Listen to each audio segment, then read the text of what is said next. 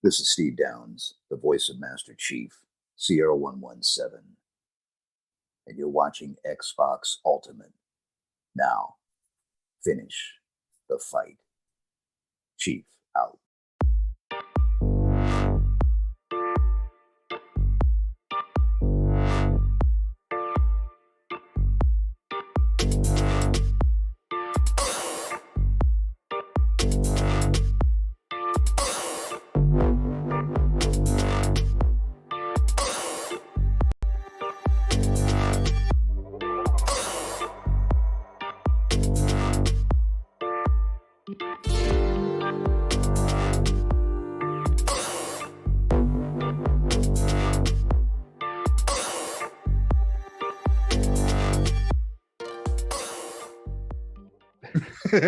Hi, everybody. What's up? This is Xbox Ultimate Podcast episode number 84. Thank you for watching here on Fun Speculation. Appreciate you all being here. Nice. I see some people here nice and early. Shout out to Dead Wolf. I see Mr. Joanna Dark, SB.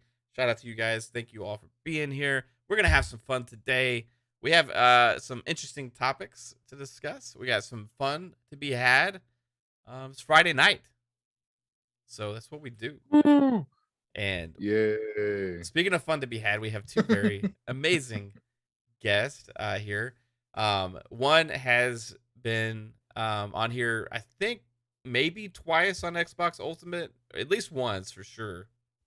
And is one awesome guy in the community. Been around here for a long time. Ever since I started doing this, he's been around, very supportive, helpful to me, and also to anyone out there in the community, and runs a great channel over there, Wandering Dutch with Midweek Mix-Up Podcast, who has a big event coming up soon, and we got big news on that today as well, dude. But how's it going, Dutch? How are you, man? Yeah, it's awesome to be back. Yeah, I think it's maybe 2-3 times I've been on now. I think so. It's either that or Fun Speculation. I lose track of which shows I've been on for you now. We have too many random shows with different names. I know it's hard to. It's all good. It's all fun. Every one of them's fun, so it's all good. No, it's awesome to be back. Awesome to be on the show. Yes, we've got a lot to get into, and of course, you are taking part in this awesome show that we've got next weekend. So, and we will talk about that a little bit later. But let's get into the topics. Heck yeah, man. Speaking of awesome people, is Fuzzy Belvedere, who's part of the Fun Speculation fam. He's on Fun Speculation Podcast, and when I can do tidbits, if I ever can do it again, he helps with that as well. But absolute awesome guy, and love having you on the show, Fuzzy. So welcome back, sir. And how have you been? Thank you for having me, man. It's awesome day to be a gamer, but great to be here with all of you guys, man. It's awesome just getting to talk about this upcoming event with Halo, and man, looking forward to Dutch's upcoming show as well. But man, oh man, let's get right into it. Heck yeah, dude. And first in my heart, my lovely wife, Kaylin. Hey, baby, what's up? Not much. Let's go. Let's go. The extraordinary AssassinLupa. How are you, Lupa? I'm good. Good evening. Welcome. It's Friday. It's Xbox Ultimate. Let's get it on. Heck yeah. And she's way better than me. No, you're great too, babe. 100%. Sure. And then Jasper, the realist, lore master, who's now part of Fun Speculation Podcast as well. It's going to be, we just moved it. Monday, Tuesday. Move again. It's going to move again. We'll make an announcement. But Jasper, what's up, man? How are you doing? All right. Just kind of looking for a new game since I finished Lego Star Wars. I don't know. Trying to find something to play. Lost in random. You need to get into an MMO or something, because you just beat these games too damn fast. I don't understand how it's possible. Division 2 got some content updates. That's what I was talking to Fuzzy about before. It's asking questions. And then Vitamin Boy, Psychonauts, what is up, dude? How's it going, man? What's up? How is everybody doing tonight? Hope everyone's doing all right. All right. Yeah, I think everybody's doing all right. All right. Heck yeah. Yeah, man. no, I'm doing good. I've been playing and doing some other shit on the side, so I have had a mistake yesterday eating too many vitamins.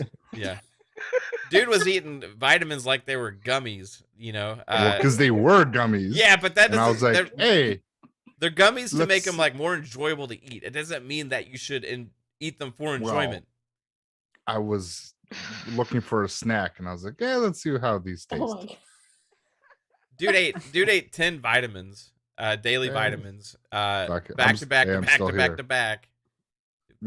We're glad. We were a little concerned last night, considering you took like 10 times your daily dosage of niacin or whatever the hell's all in that. But yeah, dude, I'm gonna have some fun. Pong's on his way. He's got caught running errands. Busy week for him as always, guys. But shout out to Midway, the General C. Thank you guys for hanging out as well. All right, so y'all want to get it started? Just like jump into a topic. I mean, let's just go, I guess, because Halo, I guess, is actually getting a battle royale, and this has been rumored for a long time, but now, like, the guy that leaks everything for Xbox and is always right has just pretty much come out and said today, Jez Corden from Windows Central on Xbox 2 podcast, him and Rand, just kind of let it rip, and he said, hey, yeah, Halo Infinite's getting battle royale mode.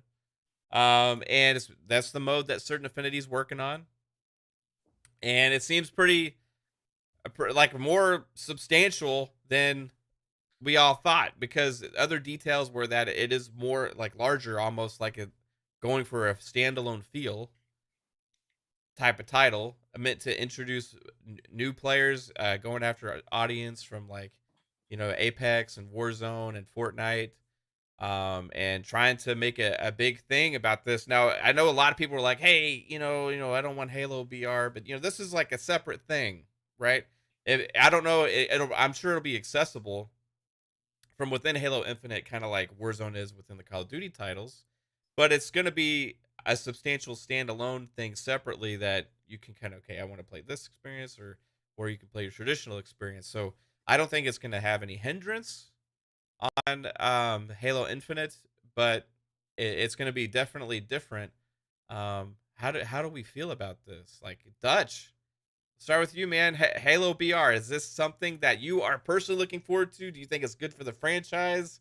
Do you think bad idea? What's your take? See, I've heard that Certain Affinity are working on two modes. One is the Battle Royale, and the other is a kind of the Warzone kind of.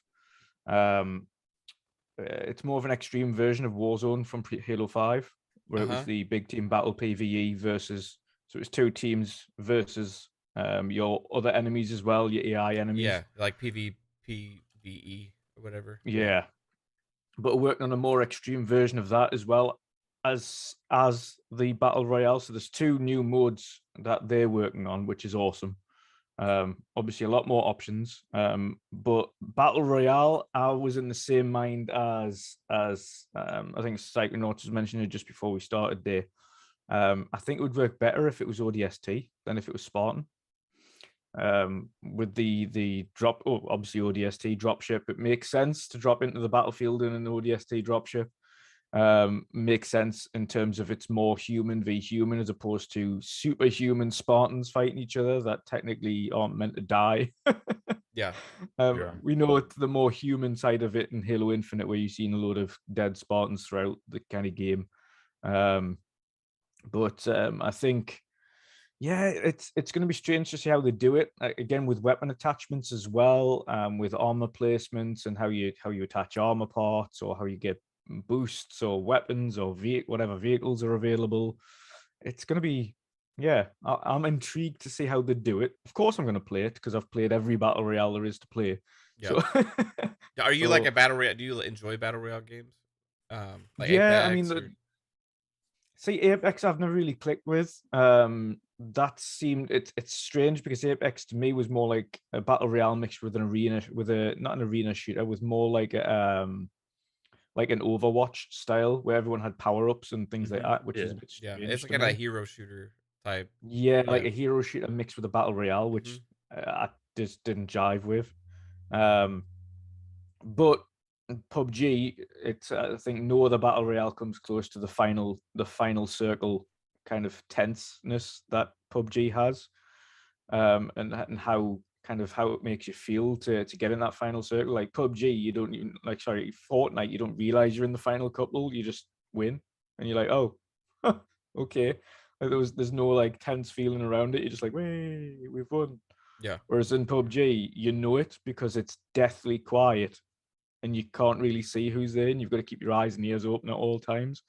So it is far more tense. With Halo, I don't know how it's going to work. It's going to be interesting to see how they do it, what their take is on it, and whether or not they just scrap the map that we've had, or is it going to be in Halo Infinite's map, or is it going to be on a brand new map that we haven't seen before? Here's what I'm thinking. I think, because like Jez said that it's going to be tied in with Forge in some kind of way, right? And I think that what if they take the overarching Forge world, Forge map, and make that the Battle Royale map, right? Because then also, if you did take it into, if it's tied into Forge, like if you're familiar with Fortnite, they have this whole separate mode like called Creative Mode, right? Where you go in and there's this whole world where all these creations are made with all these custom game modes and all these custom game types, all these custom maps, all these creations from the community is based on that. So like I could foresee like going into like the main game and then going into like this Forge world or hub world and then having access to all those things, but it's all using the same map tool set, right? So whatever that Forge creation could be. And now but that's being said, like I don't know a certain affinity using Halo Infinite's Forge world. Are they using their own Forge world because they're making this separately? Like, like that's where I think there's going to be some interesting information to come out. Like we don't 100% know what it's all going to be entailed, but I can foresee the future of this, like where, like from the information we have, kind of like where it could be going. Like ideally, the circle that encloses into you would be the flood. Ideally, that would be cool. Absolutely awesome to have the flood kind of enclose you into the map. That's too complicated for them to make. What if they like had the flood just like kind of pop up randomly throughout the match? Or the flood mixed in with some kind of like green noxious gas that kind of encloses in or something like that, just so like there is an incorporation on some kind of Halo feel towards. Well, there is a leaked mode called Extraction that's supposed to have it's like from the leaked images, there's like a flood spore on the ground, and you have to get this device and like stick it in the ground and protect the device. And the rumor is there's going to be like a bunch of flood spores kind of like floating around you while you're trying to extract in multiplayer, and you have to like defend it from the other team. So could be interesting. I wonder if their work have anything to do with that mode, or if that's 343. I don't know. Fuzzy Belvedere. Battle Royale. Does it tickle your fancy? Are you excited? Does this invigorate your interest in Halo? It definitely is something I definitely want to try out. Although I'm not the biggest BR player, but I'm more of like the 50 versus 50, where it's like, help your teammates, try to, clear out the other team type of thing. But yeah, Battle Royale, I know it was just one of those things that a lot of people had talked about before, before the flights and before, the multiplayer was released, and how it, you can't have a new multiplayer game without a Battle Royale. And, now here we have, word that one's in the works type of thing. But it'll be interesting to see how they do a spin on it. Like you guys are saying, like having that tenseness of like a PUBG with the enclosing circle type of thing would, I think, be a better approach as opposed to like the Fortnite setup. But yeah, it's definitely long awaited for a lot of people. I'm assuming that'll be hand in hand with that forge mode that a lot of people were looking for as well. So having those things, all at once, or having that combined type of thing would be a pretty cool, I guess, season 3 rollout or upcoming rollout and update type of deal. But yeah, definitely willing to try it. Yeah. And also something interesting is that I guess they let it slip that it may have been in development for over 2 years also. So it's not just like some kind of rushed thing. Which also makes sense to why there's been so many rumors and leaks about BR before, right? Leading up to the launch of Halo Infinite originally. Where 343 kind of denied it, but it would make sense now. How speculated back then is that what if it was a different developer, right? Not 343, and maybe indirectly tied to Halo Infinite, not directly tied. Right. Well, this is the stuff that we were hearing in the back scenes with. There was another game being developed by another developer of Halo from before the launch of the Series X and S. So this definitely lines up what early talks of doing the BR, and this is what it was. We just didn't know who the studio was and if it was a whole different game, or in this case a mode. So a whole standalone mode like Warzone is going to be really good. Yeah, I just wonder how they're going to execute it, just because I don't like Fortnite. Sorry, Kate, but Have you played it? no, because I'm not. You know what? You can't say shit. But listen, You can't say you don't like something Warzone. if you haven't played it. And now they got the no build. You should be good at it, Psycho. Yeah, it's not my. It You doesn't also look have like an You don't Among Us know that mode it's in not your it. he doesn't like how Awesome. colorful it is. That's what he likes. I've seen enough He's always gameplay on. to say that is not for But me. you haven't. Have gotten you your have you hands played? on it. Have you all played the Among Us mode in creative on Fortnite? My daughter has. I've seen her play that No. quite a bit. Yeah. That's good fun. Yeah. Yeah, I haven't done it, so no. But I wonder if they're going to do a take the approach of Warzone and PUBG with the ring closing in, and same thing with Apex with the ring closing in. And what are they going to use? Is it going to be like the flood closing in on you type thing, or something really interesting? How Well, I guess you won't be playing it though, right? Kind of no, I'll play that because it's Halo. what I think is going to happen is like just from what we know like of Halo and how it plays in like leaks, like I think the weapons is going to be like Fortnite style with rarity, because we have variants in Halo. Like even in the campaign we've seen that with like there's 2 variants of each gun, but in the leaks there's like 3 or 4 variants of each gun. So you get legendary versions that shoot faster, do more damage. And for shields you pop over shield maybe, or you go to like quad over shield like they had in Halo 3 for like super shields. And for like the ring falling, in Halo Infinite, there's pillars that it's making the ring. So if the pillars fall around you, it would shrink the map. Instead of having like just a dome fall, the pillars of the map would shrink. That's kind of what I think. But Yeah. I That'd thought be somebody said that. Yeah, the General C. I thought that was good too. Yeah, he mentioned the similar thing in the chat as well. I just don't know about vehicle play, because having scorpions and like wasp, that's going to be kind of annoying. Well, what if you have to earn points to call them in? So it's like kind of a more of an in-game thing. You know what I mean? Yeah, Like, I guess that could work. If you just have them laying around randomly, it would be kind of cool. But like at the same time, if somebody gets into a scorpion tank, they're kind of gonna dominate. Well, if somebody's getting all the kills, they're going to dominate regardless if they summon a fucking scorpion. Well, that's tank. I mean, interesting too. Is like dropping loot. It's a very big thing about BR games. That's one way you get, credit for your kills and help progress to the end of the match. Is not just skill, but becoming more powerful as you kill more, and that gives you incentive to be aggressive. Whereas like some BRs, if you just kind of hide the whole match, right, and you may get to the end, but you don't stand a chance next to the guy that killed 20 people on his way there, because he's got all the legendaries, he's got the best armor and all that stuff, and then you go against that, and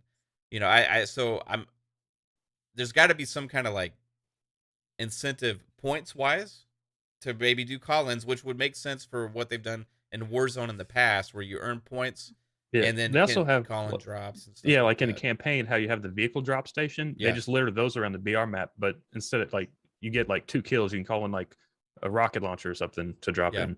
And this is why also that like ODST again, guys. I originally, it was always my vision for this because it just makes too much sense, right? You just got the orbital drop shock troopers. That's what they do. They're not doing. You know, but then when you look at the upgrade, the mechanics of it, then it makes more sense for Spartans because of all of the upgrade aspects of it. I think because of the invisibility, the like the overshields, you know, the Spartan cores, you know, that kind of stuff. You know, the zip line with the electric abilities, and stun you know, enemies, the grapple shot. You got the, you know, the drop wall. All that stuff is like not ODST stuff. That's Spartan stuff, right? That's specifically made for Spartans and everything. So gameplay mechanic wise, I foresee that's why they would go in that direction.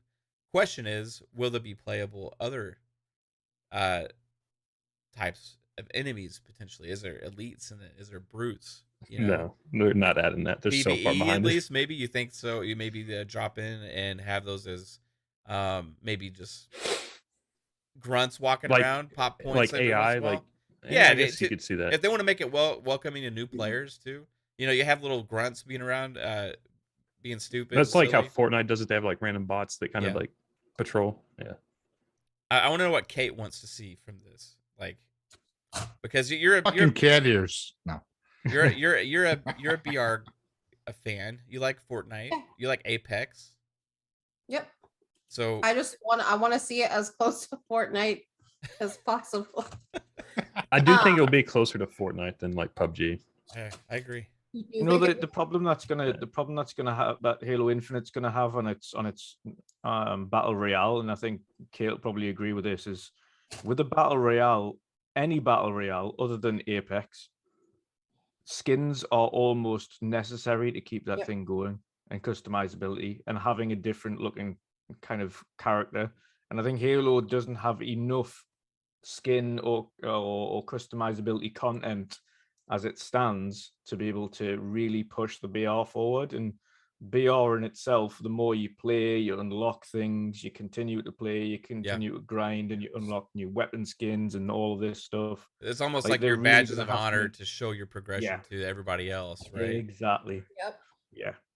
Unless they've been hoarding this stuff, and that's why it's been kind of weak sauce on that with the Halo Infinite. They've probably been hoarding it for this, just because they know that, you know, customers having those outfits and everything is such a huge thing in BR. Well, let's say they go crazy with this thing because it's separate. You know what I mean? You know, I think that would be awesome. They just like let loose and just have crazy fun with it. Would that upset too many people? Like I don't know. Yes. I mean, that's what the Tenrai event is. That's what the Tenrai skins are for. Like the Fracture event, you get Samurai skins. This season coming up, you're gonna have an elite skull you can put on your shoulder. So yeah. There's the other key aspect of this is Battle Pass, because Battle Pass is already in Infinite, right? So is it going to be one Battle Pass through both? Or are you going to have to buy 2 Battle Passes? So. They can't ask people to buy 2 Battle Passes. So the Battle Pass also has different games. It's different games. Yeah, but you can't pick and choose. Like you can share progression across games. How does it work with Call of Duty right now? Do you buy a Battle Pass and it works across Warzone? You can play Modern Warfare, Vanguard, or Cold War and level up your entire like overall level. But I think the Battle Pass is only on Vanguard and Warzone. But does it, if you buy one Battle Pass, does it operate through both? Like yeah. Okay. So they would do probably a similar thing. Lupa, Battle Royale, yay or nay? Well, you can see Mav left me till last. Because you got the most what you all said, end of story. Yeah, I know you.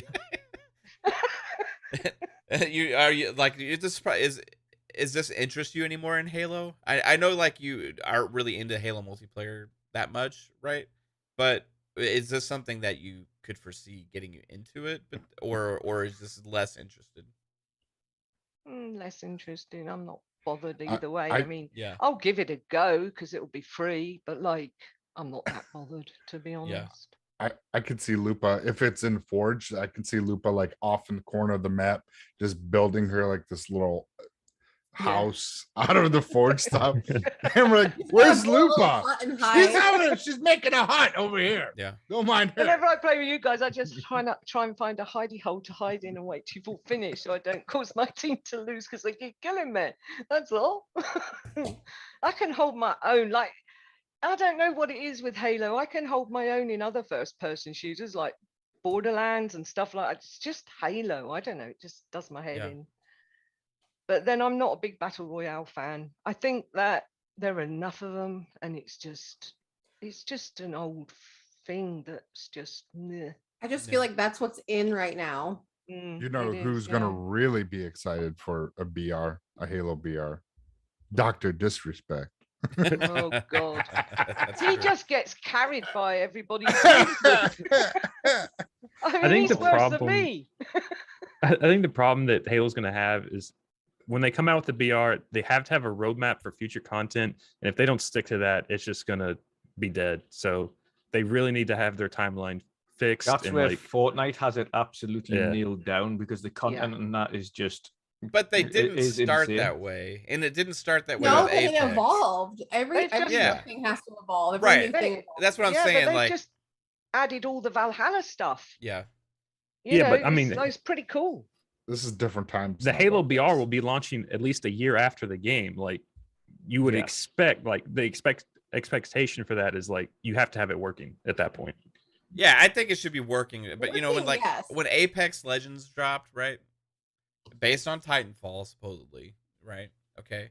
Another mode comes out, accessible separately, stayed in like a beta phase with no season 1 even for like 4 or 5 months. Nobody even cared, right?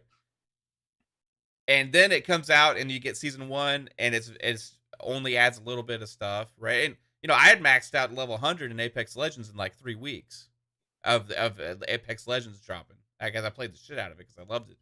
But I don't think anybody cared. The one thing about Battle Royale, I think, is different than a lot of the other games, like what the issue that people have with Halo Infinite right now, is that the game in itself is rewarding enough for that winning aspect, right? Because you have that like quick turnaround match, and if you really want to strive to win, to be that like top dog in a Battle Royale game, where like in a Team Slayer match and like Halo, the games are so quick, it just one after another, you know, and it's like, okay, you want to win some, you're going to lose some, and it gives you that like more of a competitive aspect where I could really foresee Halo Infinite with the Battle Royale. Like, I think where it could shine is in like four team mode, right?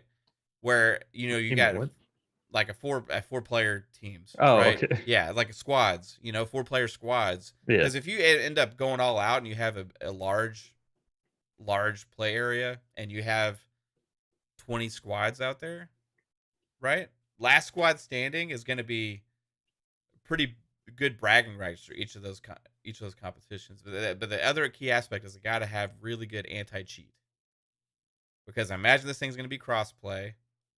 But free to play game, people just make new accounts. Do you think they could potentially go third person on this thing? Because we've seen those like mods lately and stuff. One thing I think they need to do on it. One thing I think they need to do on it is make sure that the sniper it doesn't spawn like everywhere, because otherwise people are just going to drop like flies. That's true. Yeah. Man, there's so much potential for it, but it's also so easy to screw up. You know? Yeah, they just need it. It just needs the right amount of chemistry with the game, and if enough content is there, and the game mode is good, because it's what 2 game modes so far that we know of. Yeah, this is all just assuming a large battle royale, but like some of it's like could be like a small battle royale and like a big team map with 24 people. Yeah, it could, could be. This is just assuming. Standing. Yeah, I'm assuming all out battle royale, because that, like, if you're gonna have it go big on this thing, which is kind of what they're saying, I that's what I foresee. Otherwise, it's just gonna feel like another mode that should have just been in the regular game. Yeah, you know what I mean. Yeah. I foresee this needs to be a big deal. This needs to be a big thing. They need to go all out on the BR aspect of it.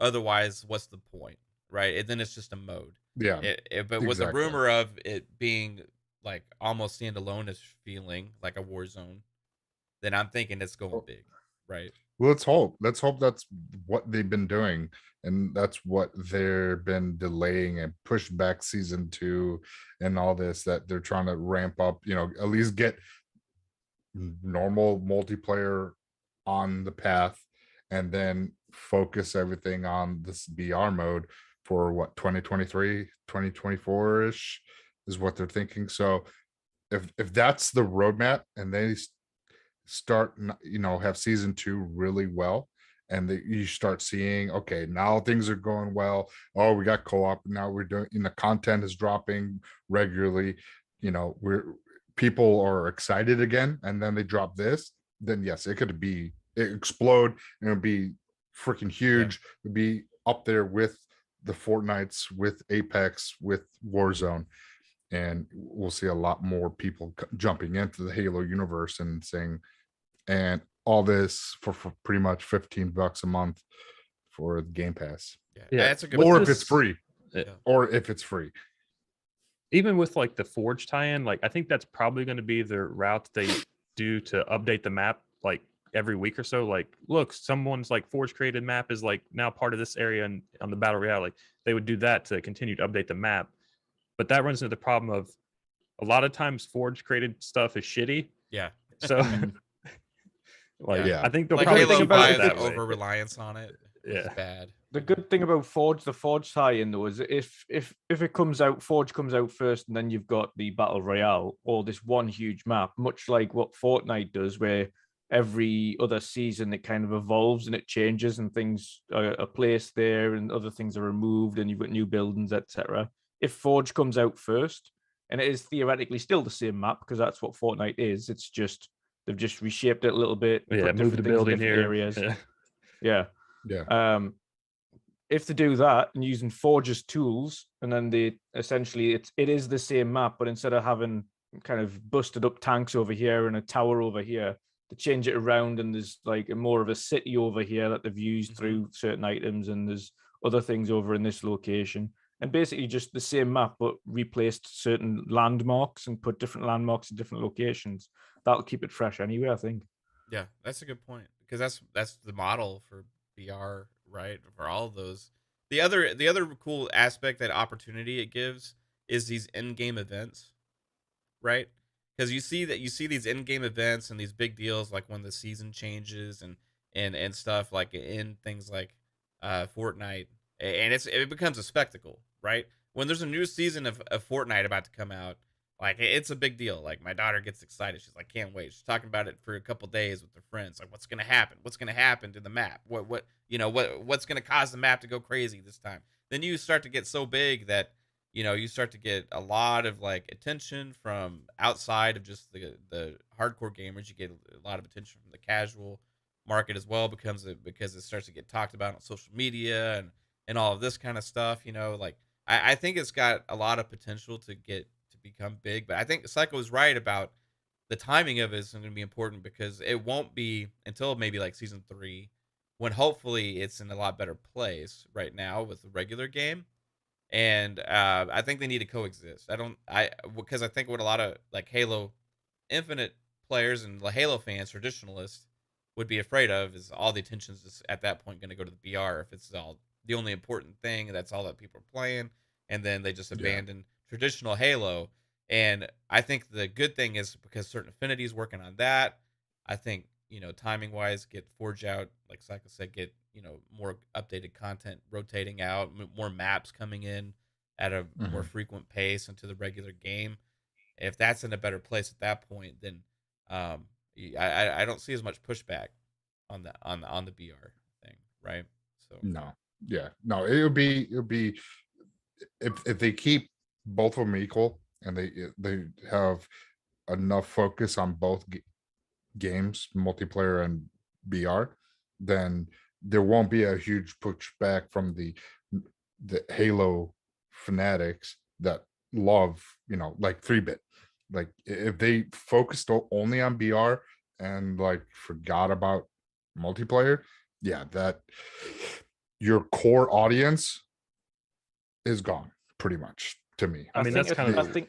I was going to say, I think it very much helps that certain affinity are doing the BR, and the core 343 team are continuing to focus on the standard multiplayer. I think if it was all left to one dev team, then I think you would definitely be in that latter spot where struggling for one of them for sure. suffers. Yeah. Yeah, definitely. So it'd be good. We'll see. And we'll see if these little rumors that we're hearing in the background, we'll see if that comes true. I mean, June. The other aspect of this, and I want to get Fuzzy's thoughts on this, because he's been, again, Speculation Town about acquisitions and stuff with us in the past. But if you're tying certain affinity into a BR mode for Halo, and you don't want to over occupy Halo Infinite, like at some point, does that just make sense that certain affinity is enveloped into the first party studios for Xbox? Because they're already got this other project that's been tied to Xbox, and then they're going to be tied to Halo Infinite BR, which we know BR, what you guys are talking about, content is king for that. You have to have a lot of people constantly working on it, otherwise it's doomed to fail, right? So you need, unless you're planning on switching over to 343, but then potentially Halo Infinite, which is also dependent on a lot of content, it will fail. So you have to have certain affinity continue working on this, right? That's why I was saying they use Forge to cheap out and then like drop certain affinity once it's done. I hope not.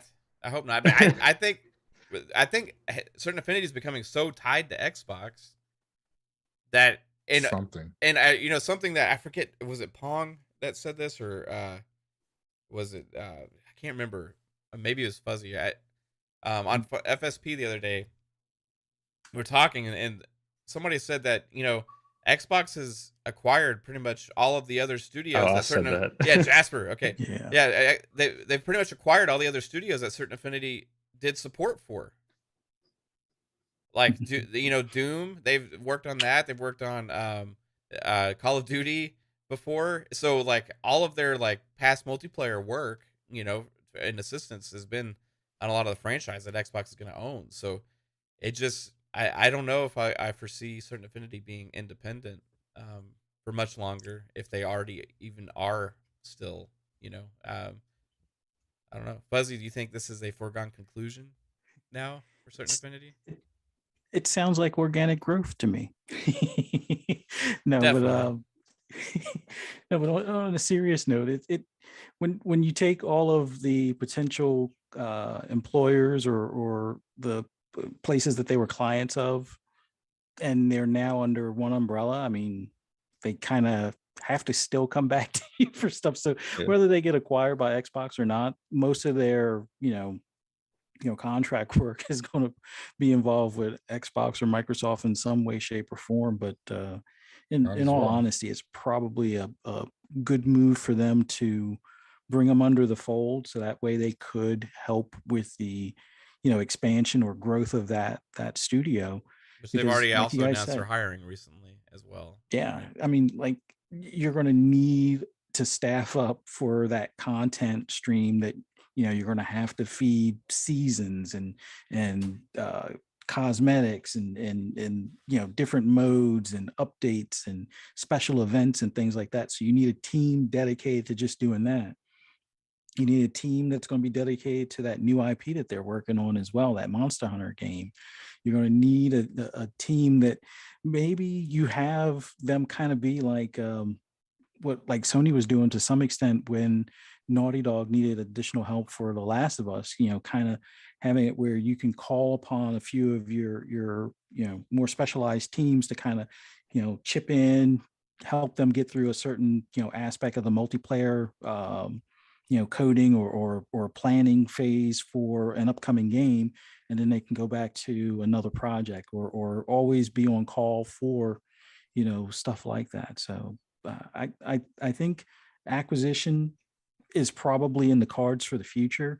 They don't necessarily have to do it now. I think Microsoft is looking at that Activision deal and all the noise it's creating elsewhere and kind of, staying quiet for the meantime. But Yeah, I think at some point they will either be acquired or have a stronger partnership than what they already have, type of deal. Yeah. Shout out to Jean-Marc Louis with the $2 super chat. Earlier he said, "Will be awesome watching Spartans drop from the sky." That I think we can all agree on. And speaking of dropping from the sky, this handsome fella that just got a clean cut is joining the fray. What's up, Pong? How's it going, dude? Family, what is going on?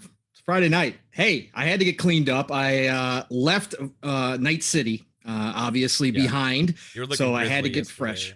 Yeah, I was looking really grizzly. If you saw my video earlier today, boy, oh boy, Grizzly Adams got nothing on me. That's all I got to say about like that. Dutch, man. Like, yeah, almost. But you see, he's got that clean cut on top. He's just got all this right here in the face, right? But Dutch, awesome to see you, brother. Hey, before I forget, Dutch, too, congratulations on getting Greenberg to join CIS 2022 there, man. That's huge. That's awesome, brother. Great to see that. But happy to be here, fam. It's Friday night. It's Xbox Ultimate. We got a lot to talk about. What are you guys talking about anyways? We're done. Oh, you know, a little bit of this, a little of that. Just a little bit of Halo Infinite BR being pretty much 100% almost at this point. I mean, Jess says it's like happening. It's happening. You know what I mean? I don't. So I mean, we can take it with a pinch of salt. I'm only going to give this one a pinch, right? But I think this is happening, man. And we were talking about a little bit about certain affinity being tied to this. I mean, they got to be tied to it for a BR. You know, for shit, I didn't even see Fuzzy's here. Fuzzy, what's going on, brother? Yeah, sorry, man. I didn't even know Fuzzy was here. I flipped over to YouTube and I'm like, oh shit, Fuzzy's here too. What's going on, brother? Good to see you. All right, so yeah, you're talking about a certain affinity in the BR and all that good shit. Yeah. I was saying, you know, I was kind of putting out there that because everything they're so tied to Xbox right now, like with this other project. If they're doing BR, that's a big time commitment for a long haul, also, right? Unless they pass it off back to 343, which I don't think would be good for the game, right? No. I wouldn't be good for 343 either, and Halo Infinite. So I'm thinking like I don't know. I'm personally have convinced myself that certain affinity will be among the next announcements of acquisitions from Xbox. Yes. I think it's certain almost for me personally. Among others. Pun intended. Among others. I think there will be a batch of smaller studios that get announced that nobody can really say anything about. I think they will be amongst that. I think that's why they put out there the hiring thing as well. I think that is an Xbox thing. I mean, who isn't hiring them, to be honest? That's true, but it came with the announcement of the working closer, deepening their relationship with 343 and I mean, there's a lot of words that are used in there that it's kind of like giving some hints, you know. I think they can't outright say it, I don't think, until the Xbox makes an announcement, which I think will happen at Xbox's E3 time. Not are they a private company? E3. I'm assuming they are, since they're small. Yes, they are. Max Holberman, former Bungie developer, worked and developed matchmaking systems for Halo 2. Leads that studio, and you got ties going all the way back to Halo, and it just makes a lot of sense, man. But Pong, is this a foregone conclusion now, do you think, or you're not ready to jump there?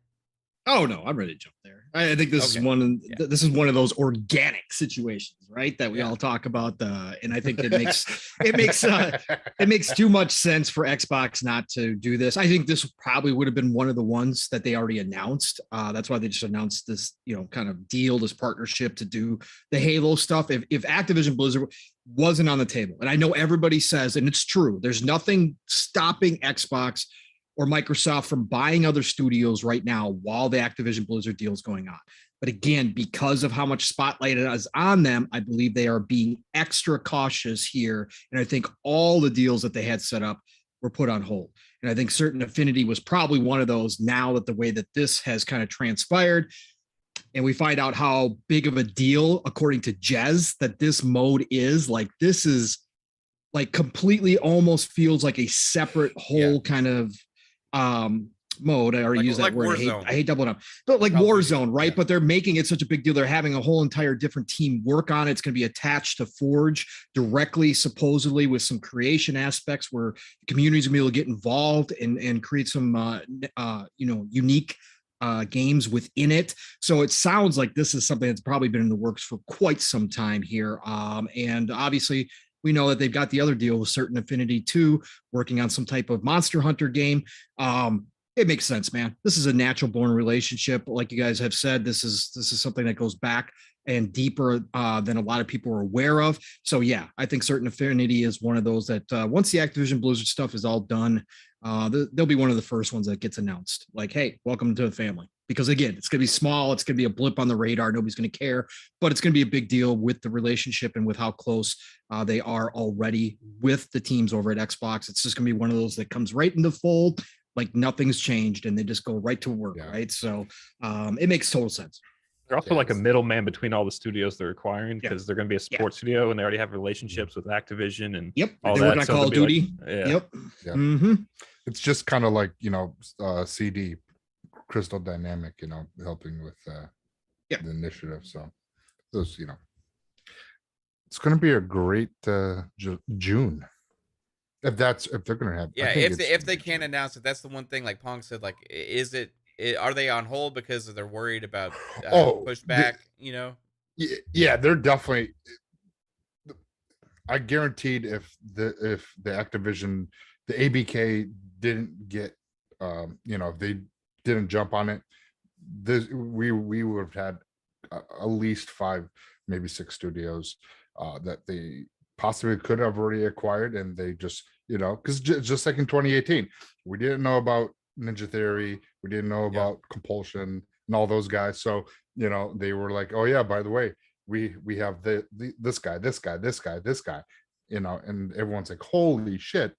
I think it's the same thing, but now they just, let's hold this off a little bit, let this go through, let it simmer, and then boom, possibly do like a after the round table with ABK, then we'll get those juicy tidbits. Off kind of topic here a little bit, but since we're on Activision Blizzard, can I just make this statement to all of you out there, the clown show and the circus, who want this thing to fail? Let me tell you something. Be careful what you all wish for. If Activision Blizzard doesn't go through, if you think that Microsoft, Satya, and Phil are just going to roll over and walk away with their tail between their legs, you want to talk about a dangerous animal coming out to play. If that gets pushed, whatever, if they totally nix it and whatever happens and they can't acquire that, Xbox is going to be doubly violent when it comes to acquiring. Okay. They are going to be on a mad roll. They might not go after big things as big as Activision Blizzard, knowing full well, but they're going to go gobble up everything possible. Yeah. Exactly. And so be careful what y'all wish for. That's all I'm going to say about and that. And then Activision's going to be hurting, so you may not get your Call of Duties.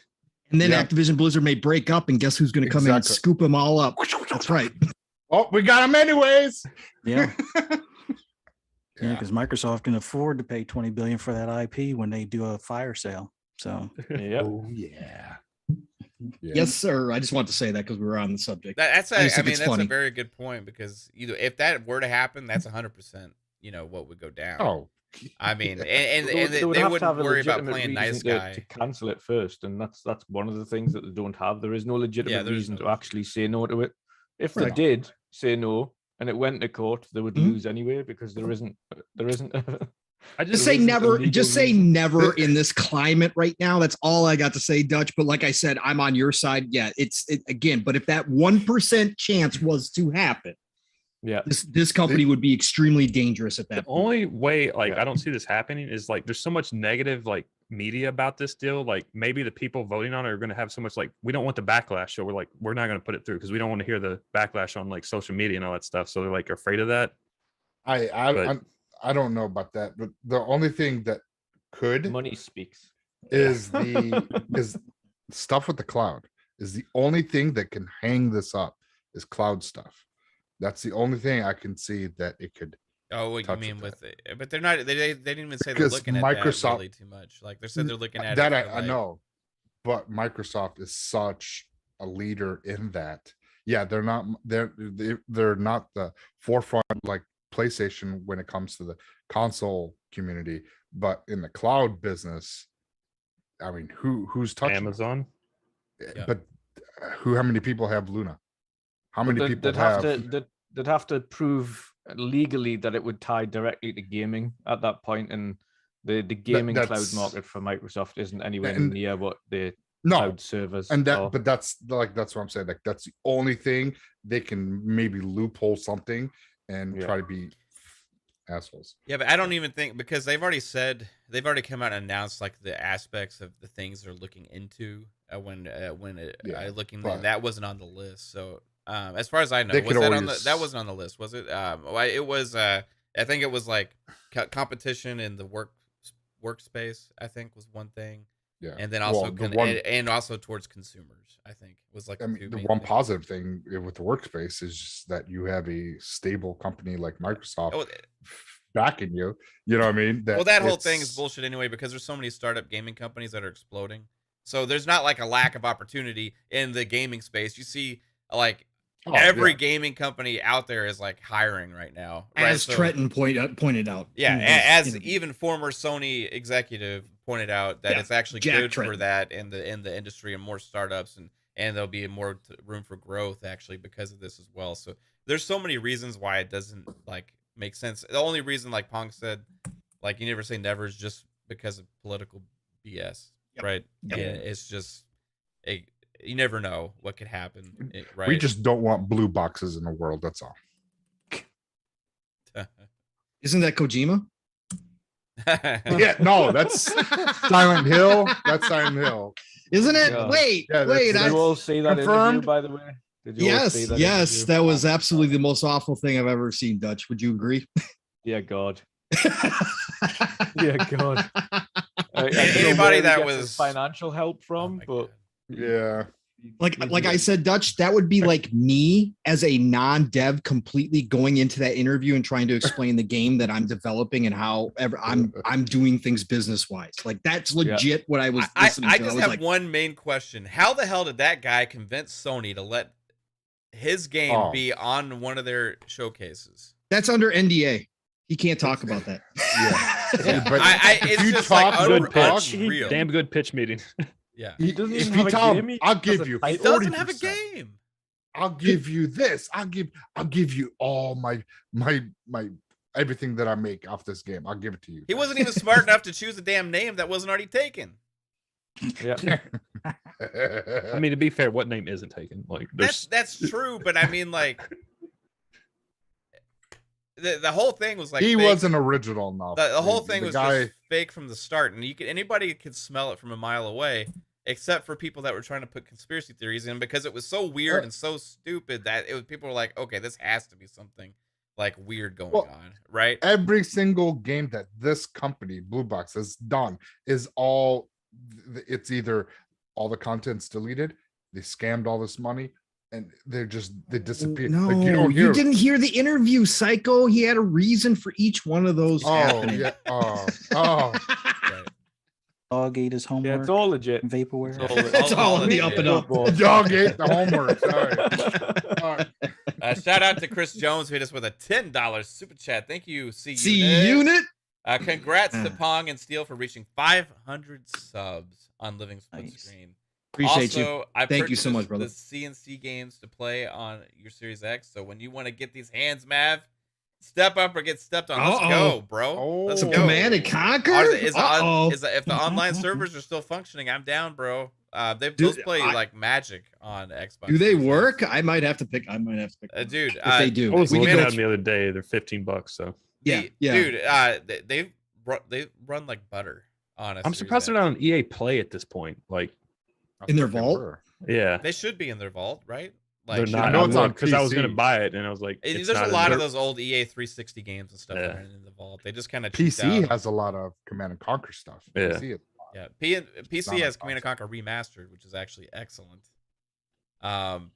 Why they didn't bring that to console, I don't know. They should have. They had great tools before on console for Command and Conquer. They should have brought that. I'm hoping at one point they do. But yeah, thanks again, Chris, and also Pong. Congrats. Thank you. 500 Appreciate is a it. big deal, right? Definitely. It is. It is. So right before a 1 year. I love it. yeah, and Worked out congrats to our brother Steel Rain as well. 1 year.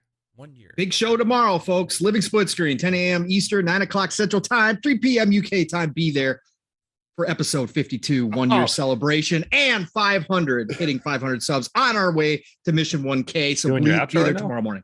No, Yeah. just a little shameless plug. Oh, I took advantage of Mav's drifting voice and just plugged myself. There That's you all go. right. Hey, we heard something why you were late today. We heard why you were late. Oh, did you? Yeah. From who? Dutch Yeah, told you were us. still were- doing the outros Oh, from Dutch. last week. Yeah. And catch me right now on Xbox Ultimate again.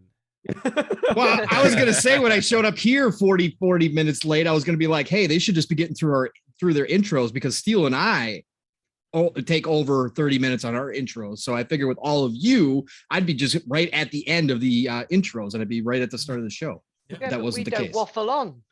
You don't. Yeah, You don't, we got obviously. there pretty quick without you yammering on for a while. Yeah. That always happens, man. No, it's I'm the all right. filler of every podcast. I'm Love the it. Game Pass of every podcast. I love how That's you what I fill things up. am. Hey, I can get you for Pause. $1 for 3 months. Jasper will talk after the show. Pause. I'm not sure that's a good bargain, Jasper. Wow. Lupa, love you. Wow. I love you too, Pong, but I just had to get that in there. I know you did. I know you did. Hey, this is a good time because we kind of got into this a little bit. This was actually Jasper's idea because I was trying to come up with a kill it this week, and instead we're gonna reverse it. Okay, so we're gonna reverse it. And one of these things is going to cease to have happened or cease to exist. Okay. Isn't that what kill it is? Yes, but this Yeah. is a little different. A little different, yeah. A little different. We're gonna reverse an Xbox acquisition. Never have happened. It will. It'll get overturned or overlooked, reversed back into existence of the way it was formerly. Okay. Before acquisition time. So, first option is Obsidian. Xbox will no longer have Obsidian, and we will no longer have Avowed, Outer Worlds 2, whatever other project they're working on, or Grounded in Game Pass, right? Activision Blizzard will get reversed or not go through. That's the second option. Well, Third it didn't option go through, right? was that, baby? It didn't go through yet. Well, right? we're pretending like it we're did. pretending like it's gonna happen. Oh, So this okay. will it'll get overturned. It won't happen. Okay. Bethesda's ZeniMax. Or every other Xbox acquisition in the last 5 years, which would be like Ninja Theory. You're looking at In Exile. You're looking at Double Fine. I just want to mention I didn't make the Compulsion. Obsidian one because this one's kind of obvious right now, but No, Obsidian's like really good. It's legit.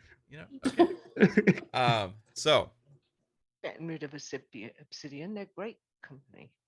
we're gonna force Dutch to make the first choice here. Which one are you reversing, Dutch? You're canceling these games off of the Game Pass library for all of these gamers, and in fact, some of these games that have been announced may no longer be even funded, and Starfield will no longer be exclusive on Xbox. That's for sure.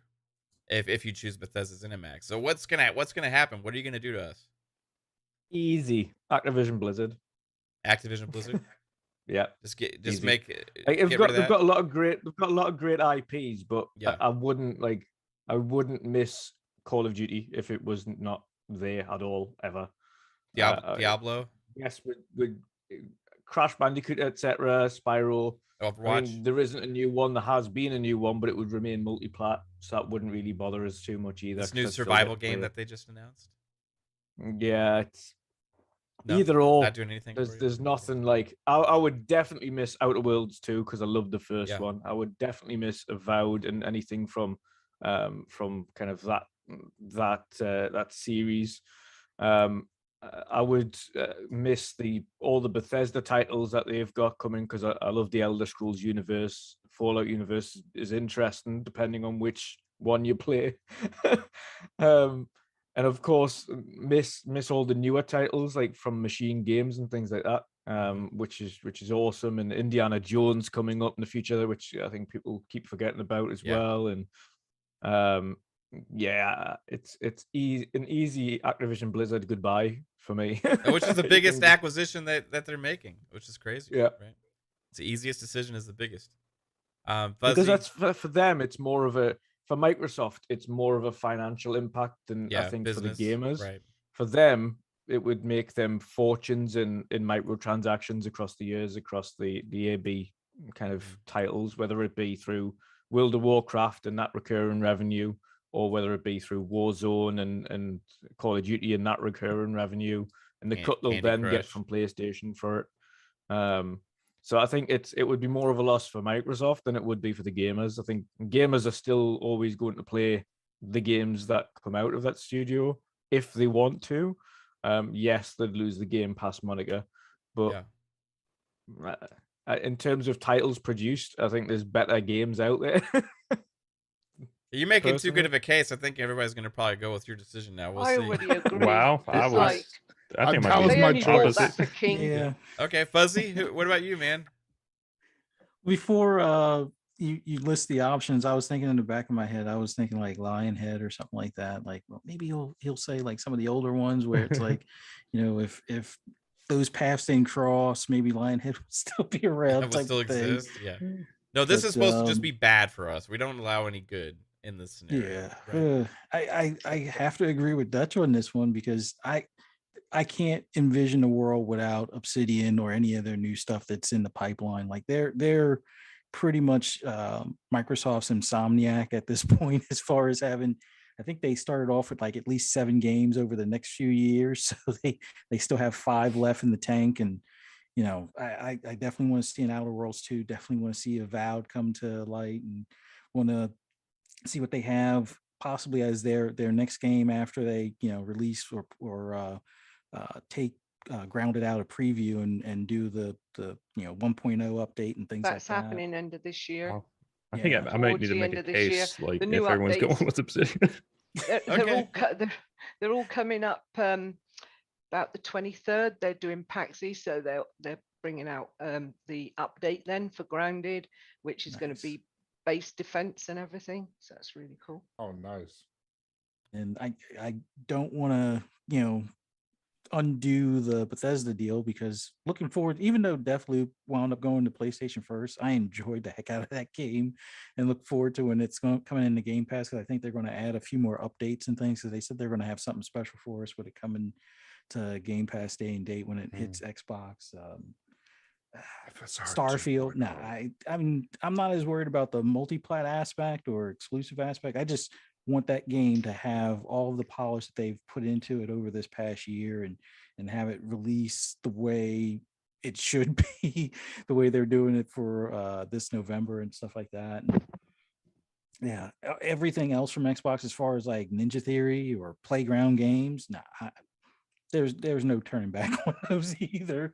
So yeah, Activision, it's kind of like what you don't know, you don't miss kind of thing. So yeah, we haven't seen what would be the future outcome just yet. We know Phil's interested in hitting some of those older IPs and bringing them back, like maybe Pitfall or True Crimes or something along those lines. But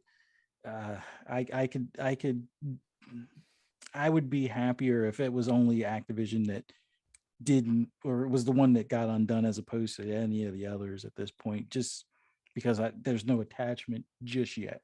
But that will probably change by this point next year. Right on. Make a good case.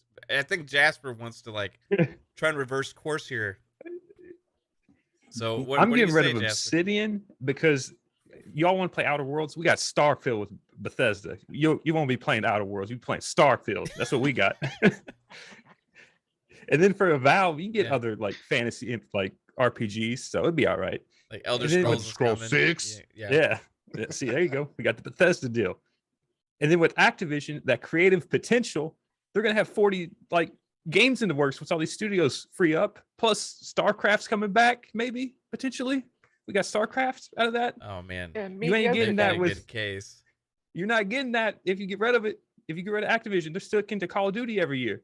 So, Oh man. and you can't get Why you rid gotta of throw a monkey wrench into Good, this? good counter. That's a good count. That is a good counter. You're talking about potential of the future that we can't foresee right now, like being destroyed. A you brighter want Call of future. Duty every year, or you want 20 more studios making different games. I don't know. Lupa, did you have an answer on this? Where do you stand? I'm with Dutch. It's definitely Activision. Okay. Obsidian are a really good studio. They could have some really good games. I'm looking forward to some of the games they're bringing.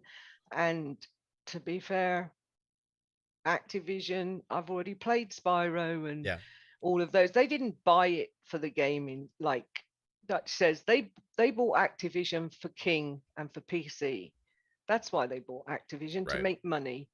So I think Jasper's talking out of his hairy little one, and that he doesn't know what good games are coming from Obsidian. Activision, I mean not Activision, but Obsidian, they did make the better Fallout. They made New Vegas, so I'll give them that. But we still get Fallout out of Bethesda. It might not be the best one, but we still get it. Fallout's a load of trash. And we get load of trash the all the way remake of around. KOTOR. They made KOTOR 2. It was a better one, but we still get KOTOR remake. So we're still getting their old games that they made, just remade. No, remakes all the time. That's what you Love get. the debate. It's Okay. just trash. Psycho, I see you're conflicted. All right. Yeah. So the thing is that, we know what we with Obsidian and Blizzard, or not Blizzard, Obsidian and Bethesda and all them, because they already have put a road to what they're working on, and we know it. We don't know that yet with ABK. So once that is all talked, and that, like Jasper saying, there could be a lot more potential. Like, I am now conflicted. Like, I was going to go easily with everyone, with Dutch and everybody, because Activision, what do they have? But then breaking up those studios and then not making just Call of Duty now, Raven Software and High Noon and High Moon, High Moon, and all those. It's just they made the best Transformers game. It's like we're possibly 20 to 30 games out of that, maybe more, versus 3 or 4. And don't get me wrong, Avowed is probably one of my biggest games I want to get that they're making. Jasper has swayed you. It's a tough one, guys. You want 3 games or you want 20 games? You want he 20 makes a mediocre compelling games case. He makes or a 3 compelling amazing case. games? It's at the end of the day, what we know of right now, Activision is the call. But Time out, Ben. if they had a if they had like their road work of what they're doing. Yeah, but they can't do that until after the. I know, but if we had that, that could make this decision even more difficult. And so right now it's Activision, but out of everything, Obsidian would be my second choice. Kate, Potential. Kate, do you have a vote on this? Not really. She's like, I really don't give a fuck. I don't think I'm qualified to answer this. You're qualified. Yeah. I don't play the games, Caitlin. Come on. I could not tell you like who makes what, honestly. Okay, so Candy Crush is made by King, that is part of Activision. You want to keep that. Candy Crush. Well, you know what? Call of I would Duty. love to play Candy Crush on the Xbox. So this is go through for me. Okay, so you want to pick So- Obsidian because that seems like what everybody else is picking on. Sure. Yeah. Sure. Okay. All right. I got Kate on my team. There One you up. go. The Pong sits Soul. are sticking together. I see you shaking your head like very vigorously. Come on. We just had this conversation 2 minutes. First of all, Dutch, it's very impressive that you actually have a timeout VIN background, ready to rock I and think roll he when he made gets it out on of the hand. fly. Actually. He might have made it on the fly, but if he had that ready, that's amazing. Look, we just had we just had this conversation. The chances would, if we reverse the Activision Blizzard, okay, chances are Activision Blizzard's going to collapse underneath its own weight. Okay, so in the end, Xbox winds up with taking pieces of that they want anyways. No, right? not So- allowed because it's still formerly Activision Blizzard, so that it's the same Yeah. result in a roundabout Nope. way. Yeah, Nope, because we were talking about future here. We were Okay, talking about okay. future here. Yeah. So no, Activision Blizzard for me, because it's the least Yeah. that it's the one that I least care about. Now, obviously, StarCraft coming back, the potential of that is obviously huge. But to give up on Obsidian, and everybody who's ever listened to me on a podcast knows that I think that Obsidian is ready to take the next leap, and they will be right next to Bethesda as some of the best writers, world builders out there in the entire world. I would never give up that talent for Western RPGs, for what we know right now, which is Activision Blizzard, as far as, World of Warcraft goes and Call of Duty and that kind of stuff. So if we're just looking at straight up, I'm getting rid of Activision Blizzard. The potential obviously is there for a lot more in Activision Blizzard because of just the sheer size of that entire, publisher and how much talent they do have underneath their umbrellas still to this day and all those teams. So there's a lot of potential there. But Obsidian already has shown what they can do. They are growing, they are expanding, they are becoming better at their craft every game out. So I would definitely keep Obsidian in this case and let go, reverse Activision Blizzard and let them go back. Hey, Chris Jones agrees with you because he hit us with a $2 super chat. Of course, Chris Jones and I, we're mind melded all the time. Yeah. He says, he said that you said that last night when we were playing Halo. He said, get Activision and Blizzard out of here then. Chris says, well, here, I'm going to say this. You're all wrong. Everybody here He's is like, wrong. Goodbye, Bethesda. No, not Bethesda. You can't kill the other. You're going to kill all the I'm other going to kill studios. every other one.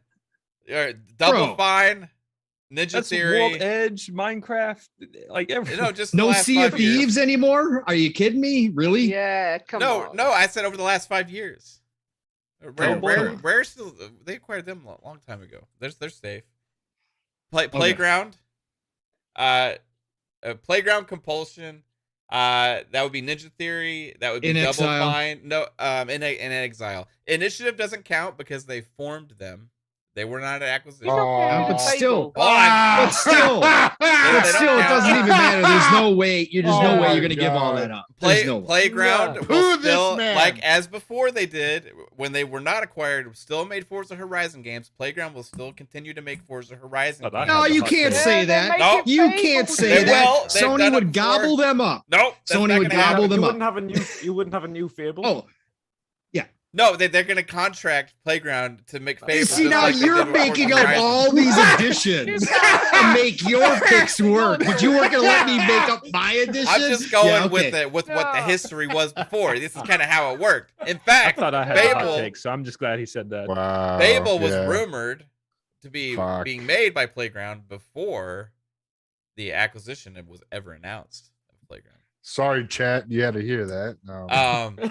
So can I live without That's Double our Fine? leader Can I live making without? a big mistake? Can I live without compulsion? I mean, we happy few. I mean, we happy no. Like no, come on. You know what I mean? Hey, Chad, can I just point out this is what you get on this show when you let Mav have the captain's chair? You see how this goes compared to last week? Do you see No. this? I mean, Double Fine. I mean, Double. We're okay without them. I mean, I'm just saying. It's Ninja Theory. Don't forget, this is the guy who killed off Forza Ninja for Theory. Gran I mean, Turismo. Yeah. Okay, so just so What? everybody remembers that. Yeah, just Uh-oh. remember that. That's Oh, not yeah, true. that's- It's because Yes. people got to play Gran Gran Turismo. Turismo 7 No, was no. going to be the killer of Forza. And Yeah, I don't how did think that work so. out? Ninja Theory. I mean, the only thing we're really excited about is Hellblade 2. You know, I Who's Age of mean, Empires. Project Mara. Come See how he on. skipped right over that? You Well, see I that? didn't- like, I didn't- He just totally ignored what we said. well, when, He wants to act like that never happened. when was World's Edge acquired? Was Oh my god. It Age of was- Empires. Oh, what? yeah, When were they probably acquired? like the last 5 years. It had to be. I'm gonna say 2018 on that. He's Probably. doubting his choice now. Yeah, I think I uh, wasn't thinking Maybe about Age World's doesn't Edge exist. now. Okay. You said 5 years. You said Well, I'm not. Here's the thing: Activision Blizzard. There's way more potential with that than anything else. No. I think so. I mean, you're talking about 10,000 employees. You're talking about Blizzard. You're talking about 20 plus studios. all the Activision studios. You're talking about the mobile aspect of it. There, you're talking about funding so much development of games for Xbox in the future with all of that stuff and that just buttload of money coming in all the time, constantly. I just You're safe with Yeah. World's Edge. It was actually created by Microsoft in 2019. yep. But No, There we we're go. Still, You- no, you- his you and stupid Jasper rules don't matter. Making a little boys club. I said acquisition, What's baby. going on? In Exile and World's Edge don't count. That's what I'm sticking with. All right. We get. Oh Come my on. What God. do we miss? Like Psychonauts Of- too, and Of course, he's going to Yeah. make up the rules. He's the freaking. Yeah. He's the host, so he's like, He's allowed to make Here up we the go. rules. That's bullshit. Oh, also Here- I Undead would call not be bullshit. a first party, but you know what? They also still made State of Decay before they were acquired. So I'm just saying, like, hey, things can continue the status quo.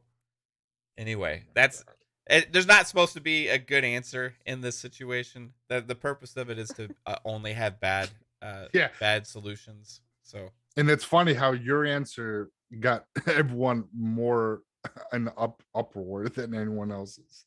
Like Activision, just because I'm right, You, you know what I mean? you get rid of. No. Oh my god. Oh my god. What? In your opinion, you're All right. right. Do you save all your bad takes for Xbox Ultimate? Because we don't get these Right? on PM and PM. I just don't get it. I don't understand the backlash. Just like when he made the racing one, he's like every other racing game besides like Forza and Gran Turismo. Yeah, I know. Those are the three choices. It was that and every other racing game. I was like, wow, that, cool. I want Xbox to acquire, have all those guys and acquire more. Like I mean, I love it, but shoot, if I got to make a choice, You can't kill Fable. That's just not no, good. Fable continues to exist because Microsoft, just like before, has a great working relationship with Playground Games, and they're gonna hire them to make Fable. Oh yeah. So you twist the question for your choice, but like we've all got to stay within the lines. Well, it makes sense. I mean, it's the status quo of It what was doesn't. going on. I mean, Mav No. definitely colors outside the lines when he's in a Yeah, coloring he- book. He definitely certainly does. does. He Yes, he goes to does. The rules. I'm gonna draw a little sun He over here. states the rules at the beginning and then he switches them out when it's his turn. He listens to everyone's question and is like, all right, how can I work this in my favor? timeout, Mav. Time to time out, Mav.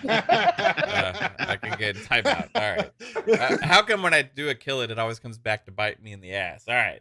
Chris Change Jones the rules. with the $5 super chat Yes, Dutch. Let's Thanks, do Chris. it. says Pong once said he and I were twins separated at birth, even though we are different ages.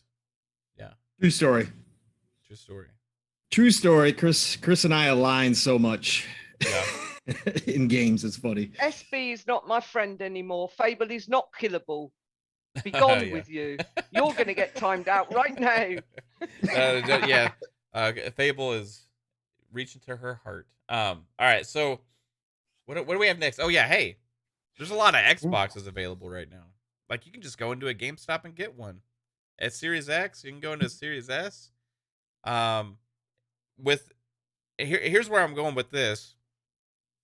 You look at the holiday lineup coming up, right? Xbox first party, you got Redfall, you got Starfield, you got potentially that Forza Motorsport.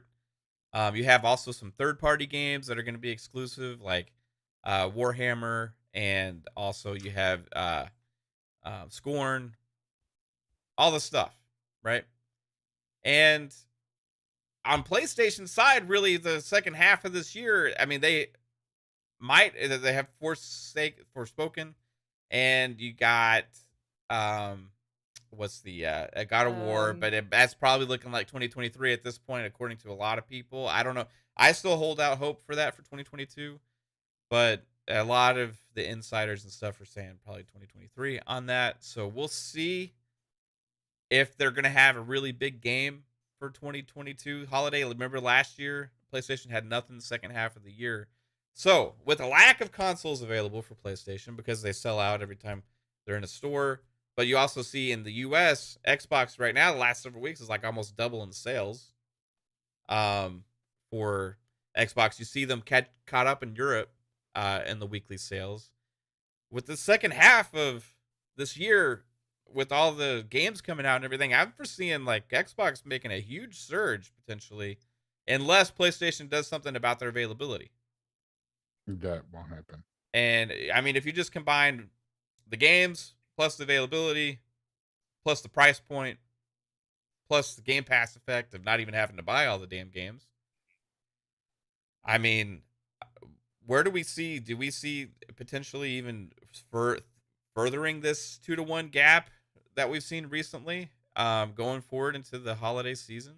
I mean, I think there's actually a potential for that. I'm not saying it's 100%, but I foresee. I think what you'll end up seeing as well, Mav, is specifically the tail end of this year is bundle deals where you'll get the Series S plus 2, 3. Well, actually, be plus a few digital games as a bundle and an extra controller for the same price as you'd usually pay for a Series S. I think they do bundle deals where it's cheaper, plus extra controllers, plus digital games, or 12-month Game Pass, whatever it is, just to make that be the cheapest option, including a second controller, so you've got your kids covered for the holiday season, so that you can play with the other kids and you don't have to worry about getting a second controller because it's the same price, if maybe he's a little bit cheaper.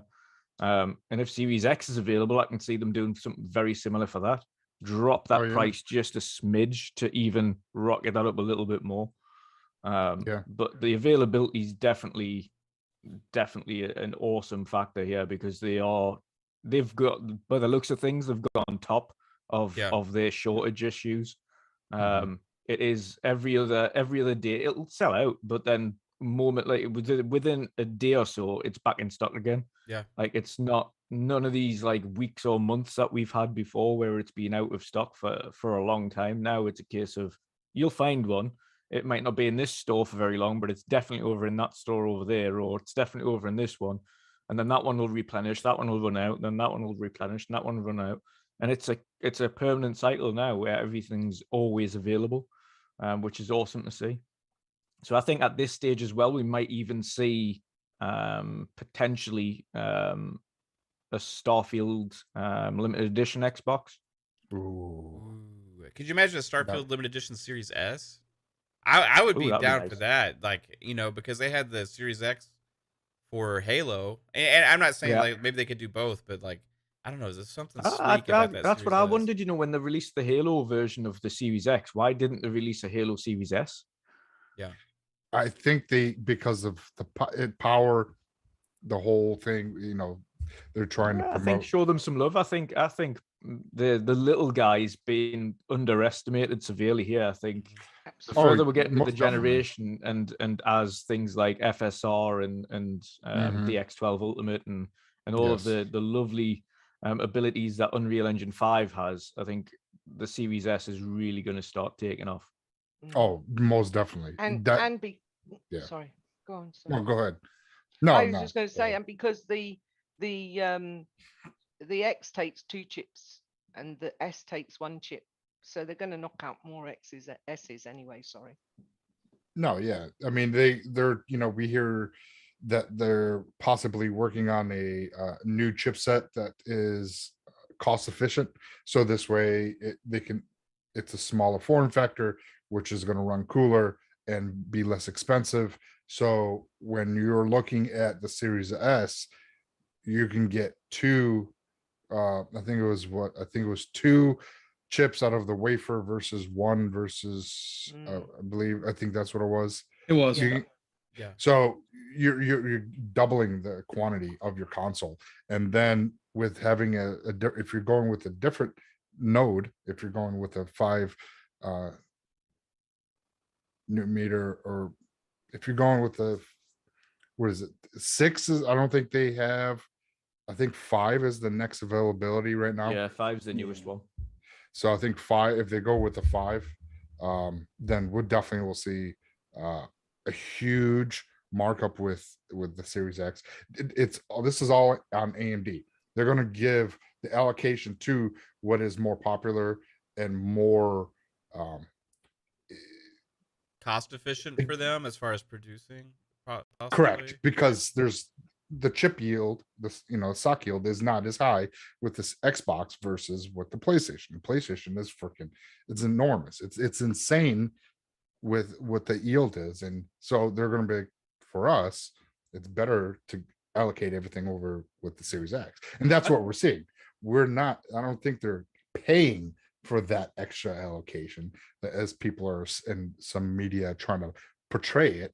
No, it to everyone's pocketbook, it's cost efficient for AMD to do that with Microsoft versus. So I don't think, like, if you're talking about limited edition like console, like I think the reason they do the Series X, like, correct me if I'm wrong, but they've never, like, when the Xbox One X was out, they've never went and made 2 custom editions like of an X and an S. They always do the premium console, so you get it's like a premium device, and you're paying for like that expensive, like, exclusive design. I know that's why they do it. They did do the S before the X came out, so they did the Gears S. Yeah, but when the X was out, they never went back to the S and made it. Yeah, I think they should make an exception then. Yeah. Minecraft. They also did Minecraft too. Then a Minecraft S. I think that's kind of the status quo, is to go with, like, okay, we want to go with the limited edition on the premium stuff, but but because the availability is so high for the Series S, for me, I would think that even, I know the Series X is available too, right? But you have such easy access and a great price point with the Series S. If you want to get that second console owner, right? You want to get that guy that has a PlayStation 5 and only plays on PlayStation to get excited about Starfield and actually think about pulling the trigger on that $300 console and get invested into the Xbox ecosystem. Bundle a Series S with 3 months of Game Pass and put Starfield on that sucker. Include Starfield with it. Put it for $330, right? Include Starfield and 3 months of Game Pass and gorgeous looking Starfield console. Put it out there holiday season and see how well that sucker does. That will drive a crap ton of sales. They could have 2 versions too, you know what I mean? Yeah, they don't have to have the same exact.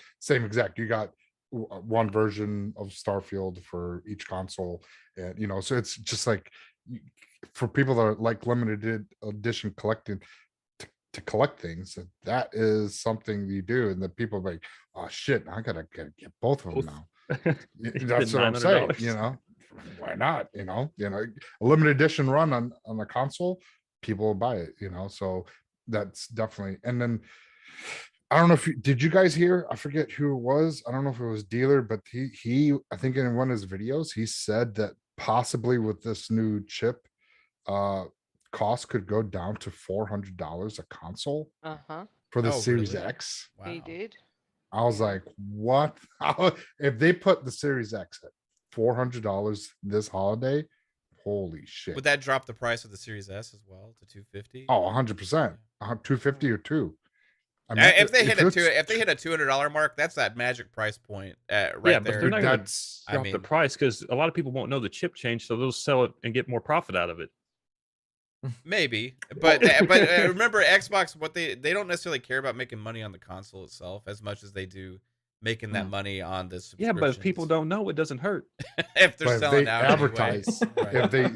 if they advertise new price point this holiday, 400, 200, you don't. Retail can't sit there and be but like. When is this supposed to take shape? I mean, is this supposed to be like that? He did not. I think it was his video.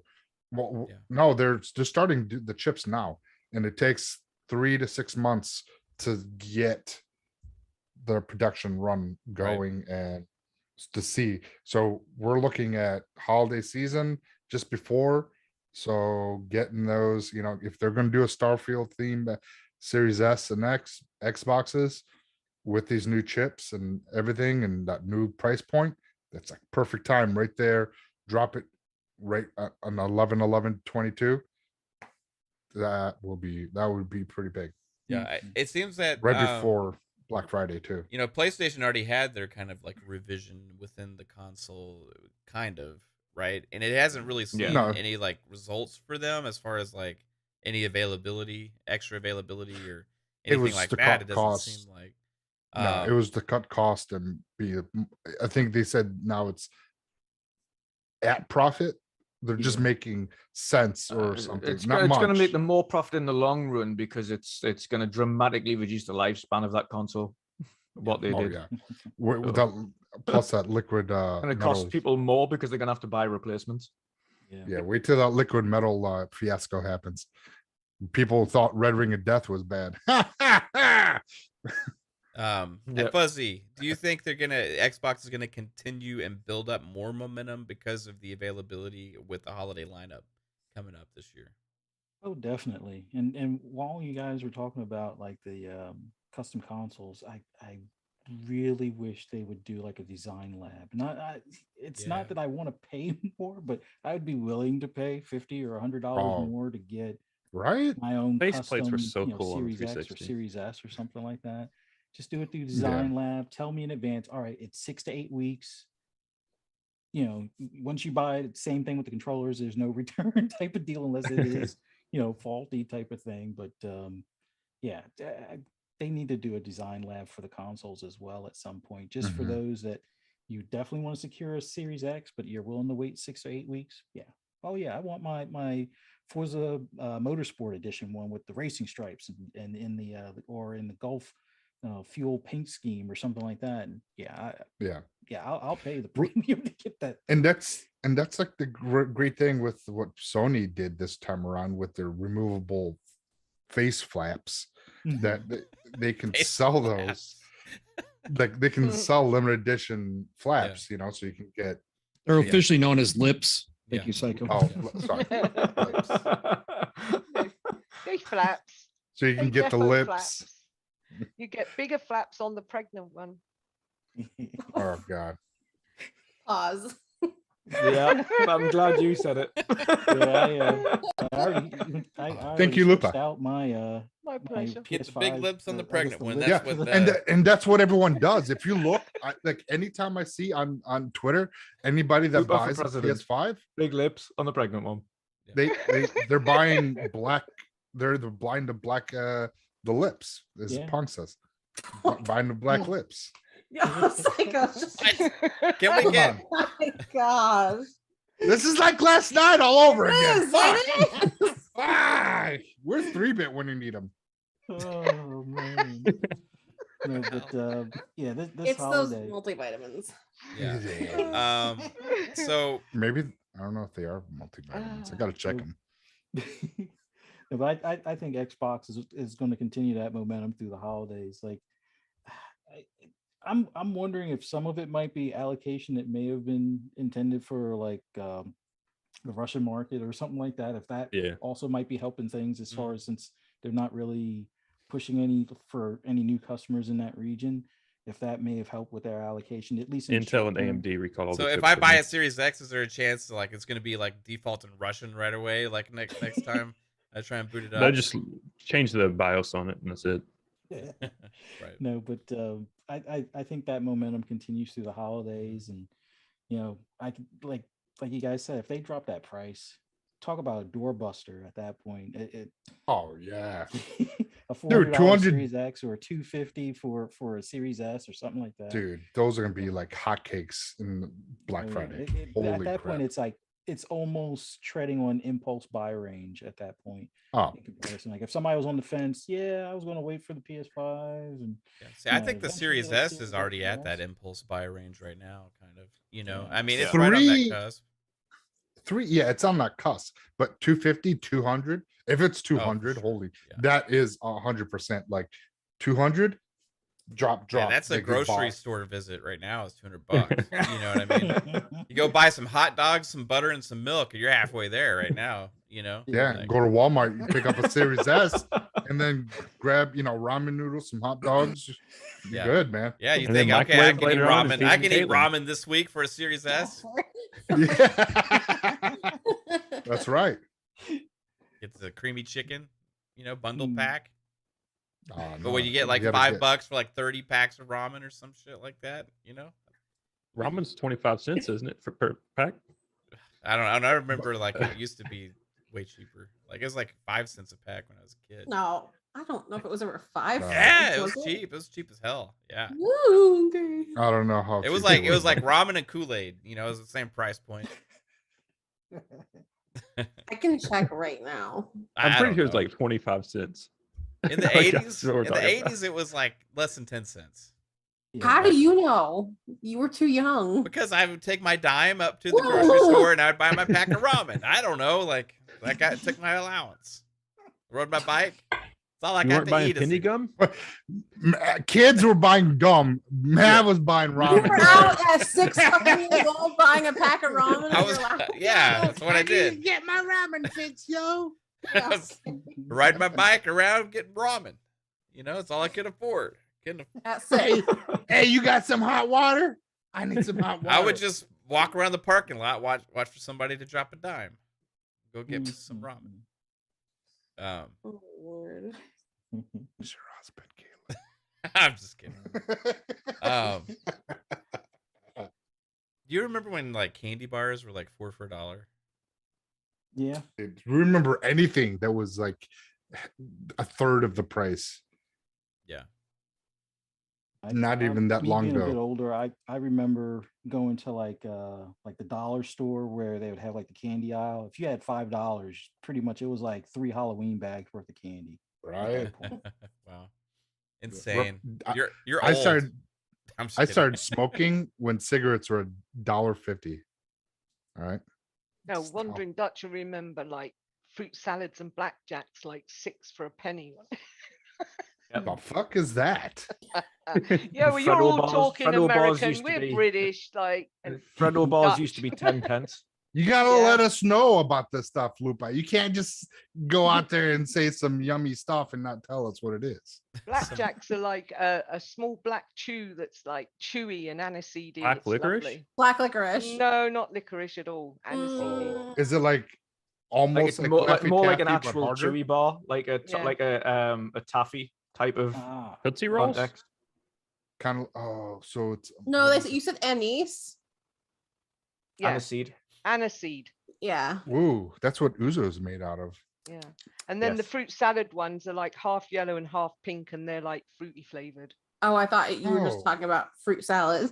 No, I That's what talking I about did sweet. Yeah, we We were used to get super milk healthy bottles when we over were young. here and Well, What do Matt you buys guys call ramen. fruit So we all salad? buy fruit salads. fruit salads like chopped up fruit. It's fruit salad, but these are fruit salad chews. They taste like a fruit salad in a chewy sweet candy. Sorry, candy. Yeah. Starburst? Starburst? Yeah. But again, more of a tap. Like there was still all like a taffy bar, so it's like more of a Laffy Taffy? more of a Laffy fruit salad Taffy. than taffy. Yeah. Yeah. Is there well, jokes and Airheads, riddles on the something like package? that, so it's- No. So on penguin bars there are really, Yeah, really penguin bad ones. bars. You always get a dad joke on the back of them, right? Wondering, but like Yeah. you get like used to get like teeth, like false teeth in the and they were a candy, and milk bottles and strawberry pencils, strawberry laces, all things like that. And you could literally go in there with 5 pence and come out with a bag full. Is a strawberry lace like a Twizzler? No, I think it's like Like- a a lace. It's like a lace you tie up your shoe with, but it's made of strawberry stuff. licorice. Kind of. No, I Twizzler? don't think it's Yeah, that's what I said. licorice. That's just like a Twizzler. I don't know. Oh, is that what you said? I wasn't. too. like the red strings. No, or red it's like vines. it's like a strawberry flavored muck. I don't know, but it's like a string Okay. thing. I Yeah. can't explain it better. And the strawberry pencils have like a white creamy stuff inside. Yeah, they've got a with white like they've Psycho's got a white flats. fondant inside. Yeah, that's it, Mm. Oh. fondant. That's the Just looked up so at like Psycho's there's face. all our sweets. Like I was looking on Amazon, looking at your sweets and looking at our sweets. Our sweets are definitely better, right, Dutch? Yeah. I don't Well, know. then send some over, all right? Yeah. All right. How would I supposed to know what Yeah. British candy tastes like until I know? I would love to stream and try a bunch of British candy one day. Well, I'll They- send, they I'll do send you, do I'll like a send you a box. box Listen, over. I'll send you a yeah. box over Yeah. for you and Caitlin to sample. Do y'all have like your We'll own get brand of together, animal Dutch, and crackers? Put a load in. No, do not do it. No. We Dutch. have actual I animal don't know what animal crackers. crackers are like. Like, what are your animal They're like crackers? they're like Cardboard? probably one molecule away from Little cardboard. pieces of edible cardboard, the one in C. Yeah, I mean Right, it's okay, it's as so close touch as you of can get sugar. to cardboard with actually being able to digest it. Just send him I'll an take Amazon the box from pack, your a pack of country. Twiglets will probably do the trick then. Yeah, Pack of the Twiglets. Twiglets are disgusting. Oh. Sounds But they got fancy. I love Marmite it. on. But the animal crackers he has, Dutch, are very similar to our animal crackers with the biscuit shapes with the chocolate on top, but they haven't got the Okay. chocolate on top. But we've They're got just chocolate on top, plain. and he does. Yeah, He's just he got the doesn't. crackers without it. He's just got the plain cracker, yeah. Some of them come with Okay. icing on it. He's a plain cracker. That's right. How old are those? These are These don't from go bad. They're 2004. probably like 8 months old. They're bad Those- from the get-goes. Those don't expire, Caitlin. They Yeah, survive nuclear war. They're gonna taste like ass. Are those stale? Do you, Lupa? Do They're you have, always still. Mambas? Mambas? A what? That's just how they taste. Mambas? Mubbers? I've never heard of those. No. Have you heard of Mambas those, are Dutch? good. I put them in our ultimate chat if you want to look what Okay, it, I'll have a look. because And by the it's way, similar. A pack to of what ramen you're is talking 49 about. cents now. At Target anyway. How much? What is that meant to be? Is that a sheep with its head? This cut is a off? bison. A bison. Okay. It's dead. It's dead. This is a Halsey. God. See, it's you gotta have iced animal crackers. It's the only way they have them. Sorry. We have something similar, Psycho, but not Okay. called Mambas. No, but Yeah, they're a but chewy, fruity sweet. Yeah. Yeah, so that kind of remind me what you were talking about a little bit. That it wasn't No. quite like taffy, but it was hard, hard. They're chewy. hard, yeah. They're hard and chewy, but Yeah. they've got a unique flavor that, like the blackjacks, not to everybody's taste.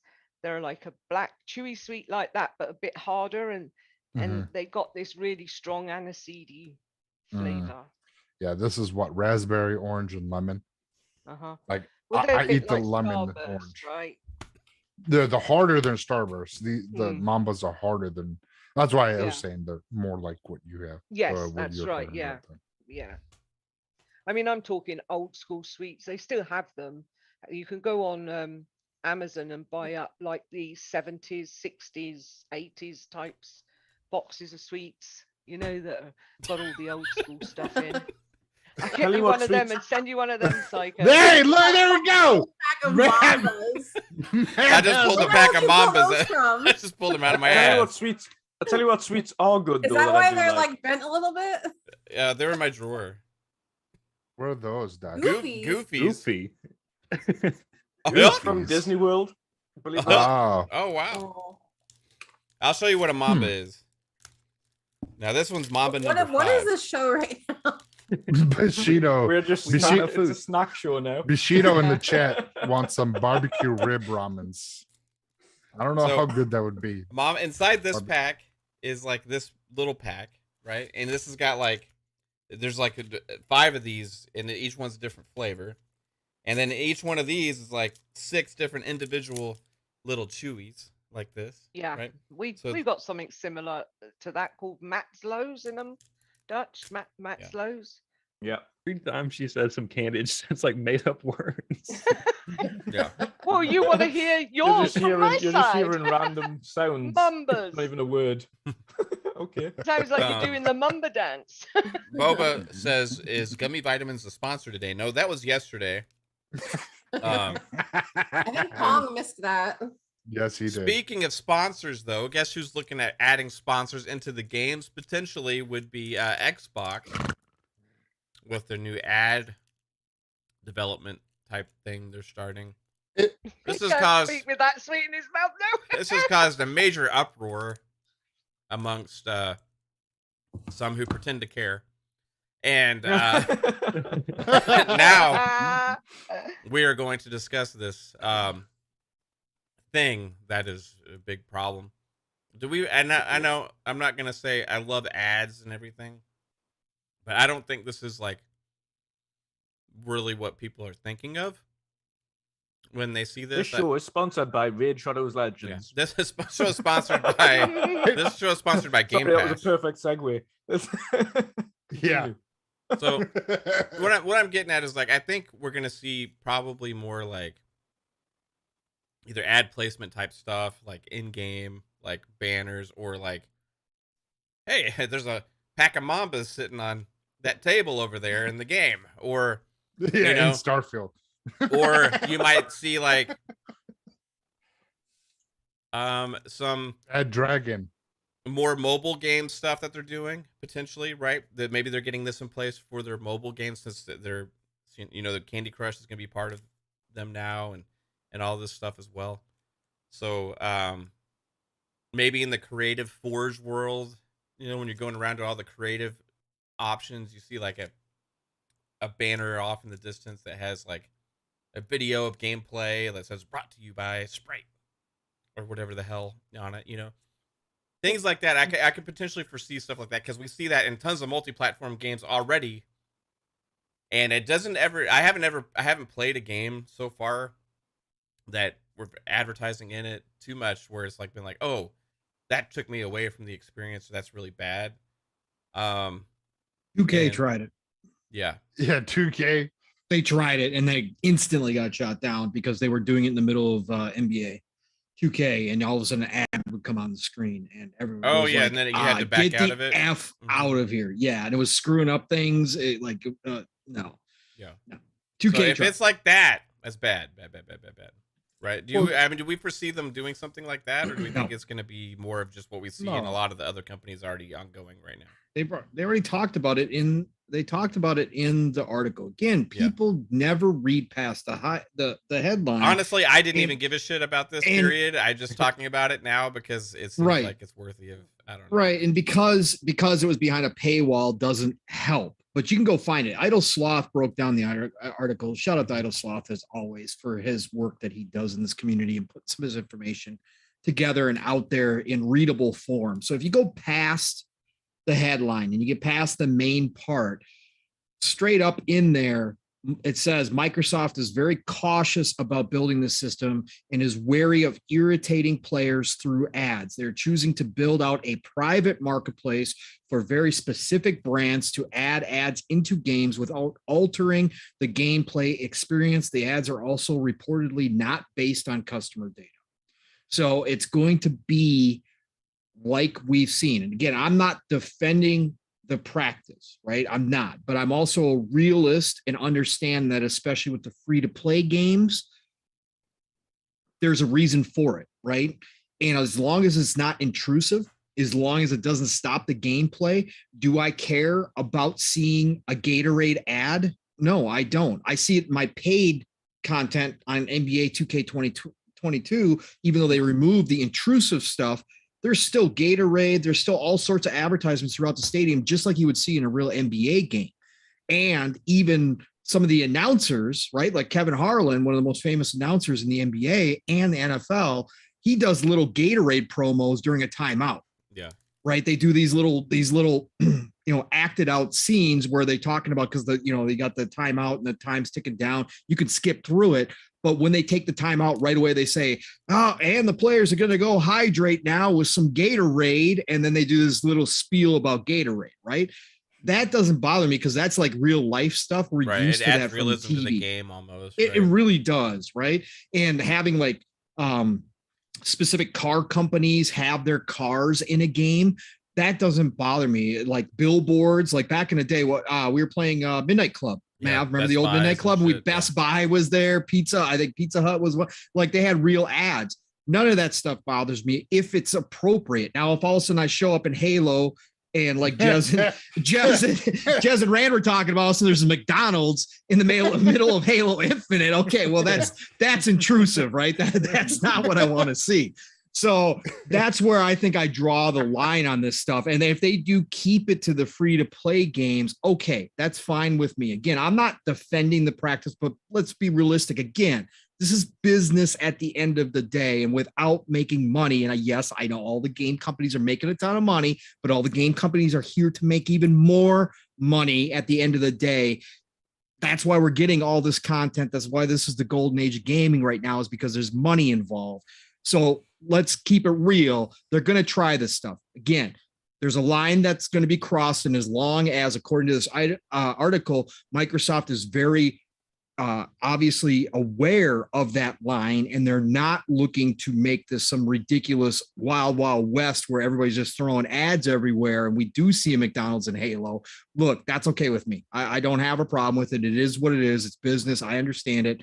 That's cool with me. So I think Microsoft understands that they're not going to cross that line, because then you will get that backlash. They're already getting backlash. I've even seen it from some regular Xbox community members as well today on Twitter, that they were already up in arms over it.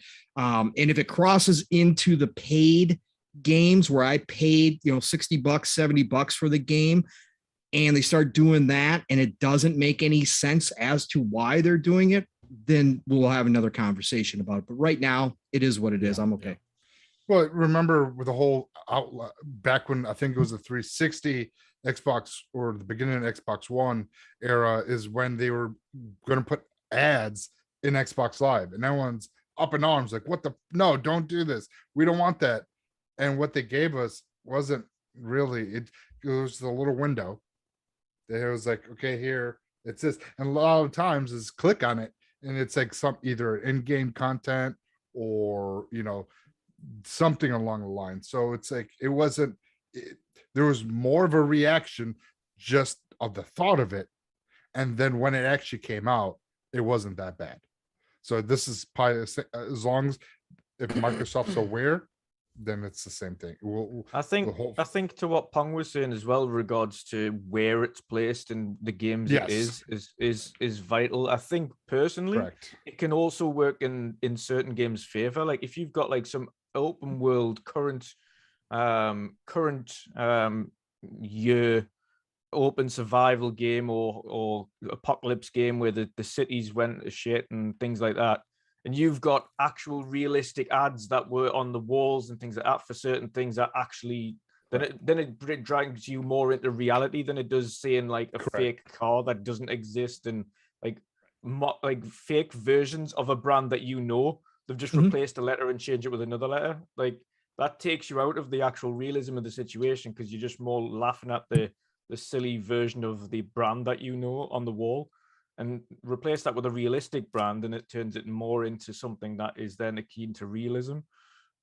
Whereas then you don't want to do the, like you say, the more intrusive stuff like they did in NBA, or in the middle of like a hockey game or anything like that. You don't want to see those things. I know soccer in the US is much like the football and everything else. They'll take like little mini ad breaks and things, and that's like, we don't get that over here. It's like you get half time, you have like your 15-minute break which has its ads, and then that's it. There's no more ads. Obviously TV is a bit different over here than it is over there, and I know what there is more ads on TV in America than there is actual shows. Right. But yeah, I think it depends on how they put it in, but we're used to seeing billboard ads and things. Obviously Quantum Break was hilarious because that was just a walking Nissan ad from start to finish. Yeah, like the main character drove a Nissan 370Z, and then every other car that was driving around was a Nissan like Leaf. Only Nissans in this world. Only Nissan, just Nissan everywhere. The Nissan factory that you go into or walk beside, it was just all over the place. But even if you think of things like Spider-Man, like he's swinging around the city and things like that, you could easily have little billboard ads there for like Coke or Pepsi or whatever it is. And it wouldn't be intrusive because it is a city. It's a city. It makes sense that it would be advertisements in the city that would fit in with it. Correct. But yeah, you don't want to see is these intrusive pop-up ads that like try to get you to buy products and things on screen, because like, what's the point? Like, we're not going to do that in the middle of a game. We're not going to go, oh yeah, I want. Isn't that kind of what Fortnite is at this point? They just keep putting brands of characters out there. It's like, hey, buy this $20 character of a TV show you like. Can you imagine if you spawn in on like Call of Duty and you crack like a monster and drink it? Well, in the Cold War, there was Mountain Dew and Doritos bags littered all over the floor. I mean, I was going to say PUBG and things like that. PUBG has fake Red Bulls. You could easily turn that into actual Red Bulls and you'd be fine. Like, it makes no difference. Yeah. Death Stranding's got Monster, and he sits there with like 74 cans of Monster on a table, like some kind of weirdo. It's like, yes. The funny thing is, like, when it goes to like Forge or like creative mode and like Fortnite or like these other games like Roblox and stuff, the creative community always makes branded shit and puts it in games. Yeah. Right. Look at Forza, right? Yeah. Like Forza, you get all the brands to label your car with, right? Hey, look, I made a Tide car. Sweet. Right. You know? Yep. Yeah, I mean, it happens, and you just don't want to see it like in the Halo. But like, if you see, like, you know, Dutch was saying, like, if you're playing Fallout 76 and you see like an old abandoned like Coca-Cola or like a Ford or a Chevy billboard, but it's all worn because it's so old, you're still getting the branding. They're still doing the advertisement, but it's more realistic to the game. That stuff is like you're saying, Pong. It's fine. It was because it doesn't take you out of it. But I want Supreme branded Halo armor. That's what I want. Joe, if they do that, Gucci. You want like Gucci armor? Gucci. Well, now wait. Caitlin would spend a ton on Gucci or Louis Halo armor. So let's. You know what it is though? Gucci and Louis Vuitton would literally put that at like $100 for the skin or something ridiculous. And fancy and Mav would be $100 less out of his bank account. I need some super chats. In Halo Infinite. In Halo Infinite, there's a Nerf dart you can get because if you bought like certain Nerf guns, so like Nerf's kind of already in. Yeah. It's everywhere. It's just earlier today, like Forza, like sports games in general, but Forza in particular, like the prize money is sponsored by like, let's say Fox Sports or Geico or insurance. Diet Coke or something like that. So it wouldn't bother me, but like if you're waiting in between a match or like the stat screen after a match in Halo. And the ad or this stat screen is brought to you by Emodia May D. Brought to you by Depends. For all your long gaming sessions. Or if there started to become like political advertisements in there too, right? Right. That would be like crossing the line too. You know what I mean? Like. Oh, there was. Obama did it when he was running in what game? He had ads in one game. I know he did. And I can't remember what game it was now, but he did do that. They did run political ads. Yeah. Like, see, that's a crazy thing. That, like, to me, you be neutral when it comes to like, you know, that kind of stuff. Just because you don't want to isolate one side of another. You don't want to have, you know, pro this and pro that, where the, you know, people like up in arms and they're like, people are weird like this. So political shit, just leave it out of it. Yeah, I just in some ways it could be kind of cool for like Starfield, for example. Like instead of them making a fake company, like maybe they have like Boston Dynamics in like 200 years. You know, yeah, like, that's the kind of stuff that makes a lot of sense, right? You know, like that Tesla makes sense. in the You future, just see the Tesla car. No, floating in space. the Tesla car is still floating. Oh, there it is. Yeah, you gotta have Oscar Mayer for your ham sandwich. Yeah, I just looked it up. EA sold ads to Obama's campaign in Madden 09 and Burnout Paradise. Wow. Both had his campaign ads in there. Yep. Oh my god. Wow. Yeah. So EA And it was a total of 9 video games that he had Wow. ads in. Yeah, EA. It was all EA games too. They put them in all the sports games. Yep.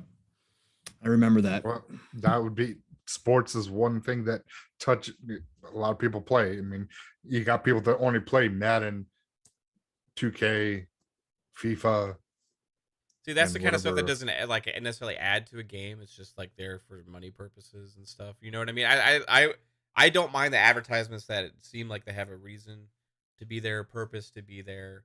But when you're feeling like you're being either persuaded or, you know, reminded or visual cues all the time about reality, then that's what we're playing games for, is to escape reality, right? So as far as like but I do like reality in the making the worlds that we play feel more real, right? But not in a reminder of the real world outside of the game, if that makes any sense. You know what I mean? Like I want to have it make sense within the game And if it's or unless it's something that just completely is oblivious and doesn't matter, you know what I mean? Like, you know, the banners in the background, or like, you know, you got like the walls in the sports games, like on the back, and you got the billboards, you got racing games, you have like the banners on the wall on the track, you know what I mean? And that stuff is actually realistic as well, because that stuff's in real life, right? Yeah, well, like for instance, in the likes of like the Division, or like I mentioned, these post-apocalyptic worlds, whatever, that might have only just fallen not long ago. You could have, like, for instance, if you're going past an old movie theater, you could have like the posters of the most recent films advertised on there. And they could switch them like, out, right? They could switch them out on switch them. games of service. Yeah. Yep. Yeah. Or like what fuel That prices would make be sense. at And then that- Pong that would have time to be stamp. reminded all the time that Robert Pattinson is now Batman. Yeah, he's a sparkly Batman. He's a great Batman too. Hey, the critics agree. Pong. Yeah, the critics are always right. Yeah, and the fans. Yeah. Fans agree. Yep, and the fans are always right too, right? Yeah, Yep. 100%. Mhm, yep. I'm How- still. How much I'm money does still Star Ben Wars Affleck make? Oh Batman. yeah, that's right. I'm a Affleck Batman guy, so it don't matter to me. Let's not talk about this. I'm wrong. This is not fun, Pop. Let's not go here. I know, We I didn't know. have it this I know. week, I don't so get to, you know. I don't get to it's have like- you on Fun Pop ever, so I like to try and rile your feathers every once in a while. You've had me on Fun Pop. Yeah, I mean, it's Oh, been like recently. twice ever. Yeah, twice, maybe. Yeah, I need twice to or get, 3 times. You know, I need to get you on there and force you to watch. Why? To Batman. talk about things I don't know about because I'm not gonna Yeah. be interested in seeing them. You Yeah. can have or your to go rants on a Star Wars Star rant. Wars. A Star Wars rants. Yeah, you can always. How much would I have to pay you to go watch Batman and then talk about it on Fun Pop? It comes out on HBO Max in like 3 days. Hey, today is what is it? Fantastic Beat, the Secret War or Secrets of Dumbledore. I'll send you a That's today. whole thing of animal crackers, Pong. Wow, what a gift! Wow. There's a product I placement. thought you liked Pong. Yeah, Make me right? not ever want to join one of your shows again. That's great. Shout Hey, would out you like to, my trash? Yeah. You got some super chats. I'll send you this Mamba wrapper, eaten by Mav, host of Xbox Ultimate Podcast. Okay, Boba Fett Gaming with the $5 super chat. Thank you, sir. It says Pong already doing subtle product placement with that no sugar Coke. He's on board. Good stuff, guys. You bring great content to the community. Appreciate you, Boba. Fun time playing Halo last night with you as well. And also fun playing with Chris Jones last night. $5 super chat. Appreciate you as well, Chris. You're awesome. He says to support Caitlin's Gucci fund and go follow her on TikTok. Fire, fire, fire. Hashtag true influencer. And didn't we find out that she's influenced somebody to buy something yesterday? Thank you, Cookies. Chris. Yeah. Cookies. Ah, Yes. she's back. Her Yeah, that's cookies. right. She made someone go buy her cookie. Yeah, thanks, Chris. You missed it. Pong was mentioning that if Halo had like a Gucci armor or something like that, then even if they priced it at $100, Mav would be $100 that'd poorer. probably be $100 poorer. Yep. 'cause- Most likely, yes. Yeah. So let's hope they don't. do Here's that. Caitlin sporting a Louis Vuitton armor set Yeah. with the cat ears. I mean, sounds amazing. I mean, You they're know what, starting to though? do some interesting things with brands. Xbox is like they have all these different like little random things they keep doing. You know, like with Nike or Adidas or Master Chief boots. yeah, or They whatever. did the Gucci Xbox. yeah, Didn't they did do a Gucci Xbox. $10,000 thing. Gucci. Yeah, they got like those Yeah. like $700 like headsets with like the Bang and Olhausen or whatever. Yeah. Oh, and the You nail know. polish and Yeah, they got the Opie nail polish. Kate got those I just to did get the get skin. 2 things of that. Yeah. But I only got it so I could get the skin. The nail What- polish colors are fucking ugly. So Did you try it though, or is it good quality? Nail I mean, polish? I mean, OPI nail polish is good quality. Oh, is it? Okay. Yeah. My ex used to buy that shit all the time. Yeah, they have it like in salons and stuff, but I don't paint my nails. She goes and gets them done. All right. I do it myself, actually. Ooh, bitch. Oh. It's all good. All right. You So know, hey, ass bitch. Stupid ass bitch. Just bitch. Dutch, you have a huge show coming up. I can see it on your next to your shoulders. It's on the 23rd at 2 p.m. Eastern time, right? The Community Indie Showcase 2022, who last year I had the privilege of taking part of, and you were kind enough to ask me to be on your second annual showcase as well. So I was truly honored. I know there's at least one more person here that is a part of that showcase as well. And you also have some amazing other people there. You also have managed somehow to wrangle up Aaron Greenberg to take part in this, which is just absolutely incredible. So tell everybody about that and what else you have going on your channel, sir. Yes, definitely. So yeah, this year obviously we wanted to go bigger and better than last year. So of course we asked both Mav and Pong and Steel to join this year as well. So it's absolutely awesome to have you both taking part. Alongside yourselves, we've also got Lord Cognito, we've got KhAos, we've got Thistledew Gaming, we've got Boxing Burger, we've got Mr. Boomstick XL, we've got Bango Mango from the Talk Story podcast, Duncan from Gamers Watch, Ains from Season Gaming, and Flap from Green Pass Gaming as well. Alongside, of course, myself and Aaron Greenberg, who's also joined to take part in the show this year. It is almost 3 hours long. There is over 100 games shown. There is about 7 or 8 giveaways throughout the course of the show. Of course, there is some surprises in there, surprise announcements, some unseen games, some new games announced. So yeah, it's awesome. I've just got done with the proof watching of it earlier on today, and of course proof watched a little bit of it last night as well when I was doing some editing, which Mav's seen. Yeah, that's awesome. I did send him a screenshot there of his show and him at my show. So yeah, that's awesome. So that is live on the 23rd of April. This obviously that's next weekend, 7 o'clock in the UK, 2 p.m. Eastern, 11 Pacific. Yeah, that's going to be awesome. Of course, on Sunday as well, I have special Nick there from Xbox Era on the midweek weekend edition. And then middle of the week, Insipid Ghost joins for... yes, you can all mock him and chat. I know you'll love to do that. So. we love Luke. Luke is awesome.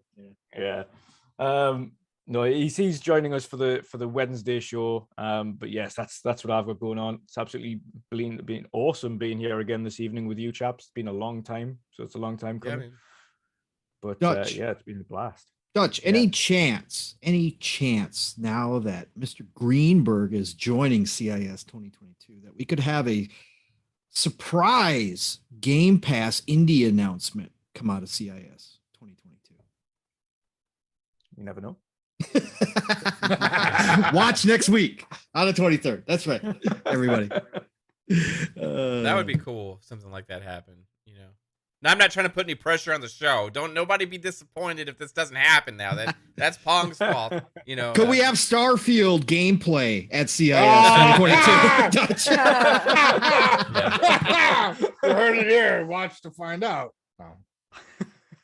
That is funny. That is funny. Some awesome stuff. There is 1 or 2 things as well that I'm waiting on that are getting cleared, whether or not they can make it. Specifically because of tie-ins with certain deals. So, but yeah, there's a few more unseen things that have already been included, and a few things that are literally going down to the wire, which I'll be including on probably the night before if it does happen.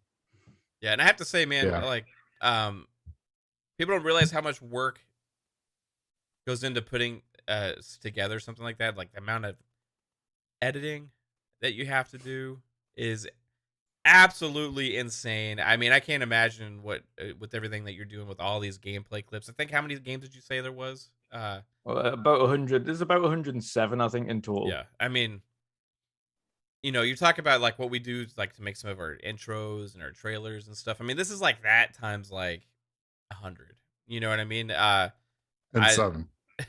Yeah, like we've done quite a bit of video stuff on the channel. Like last year, did the Fun Speculation E3 prediction special, which was a lot of work.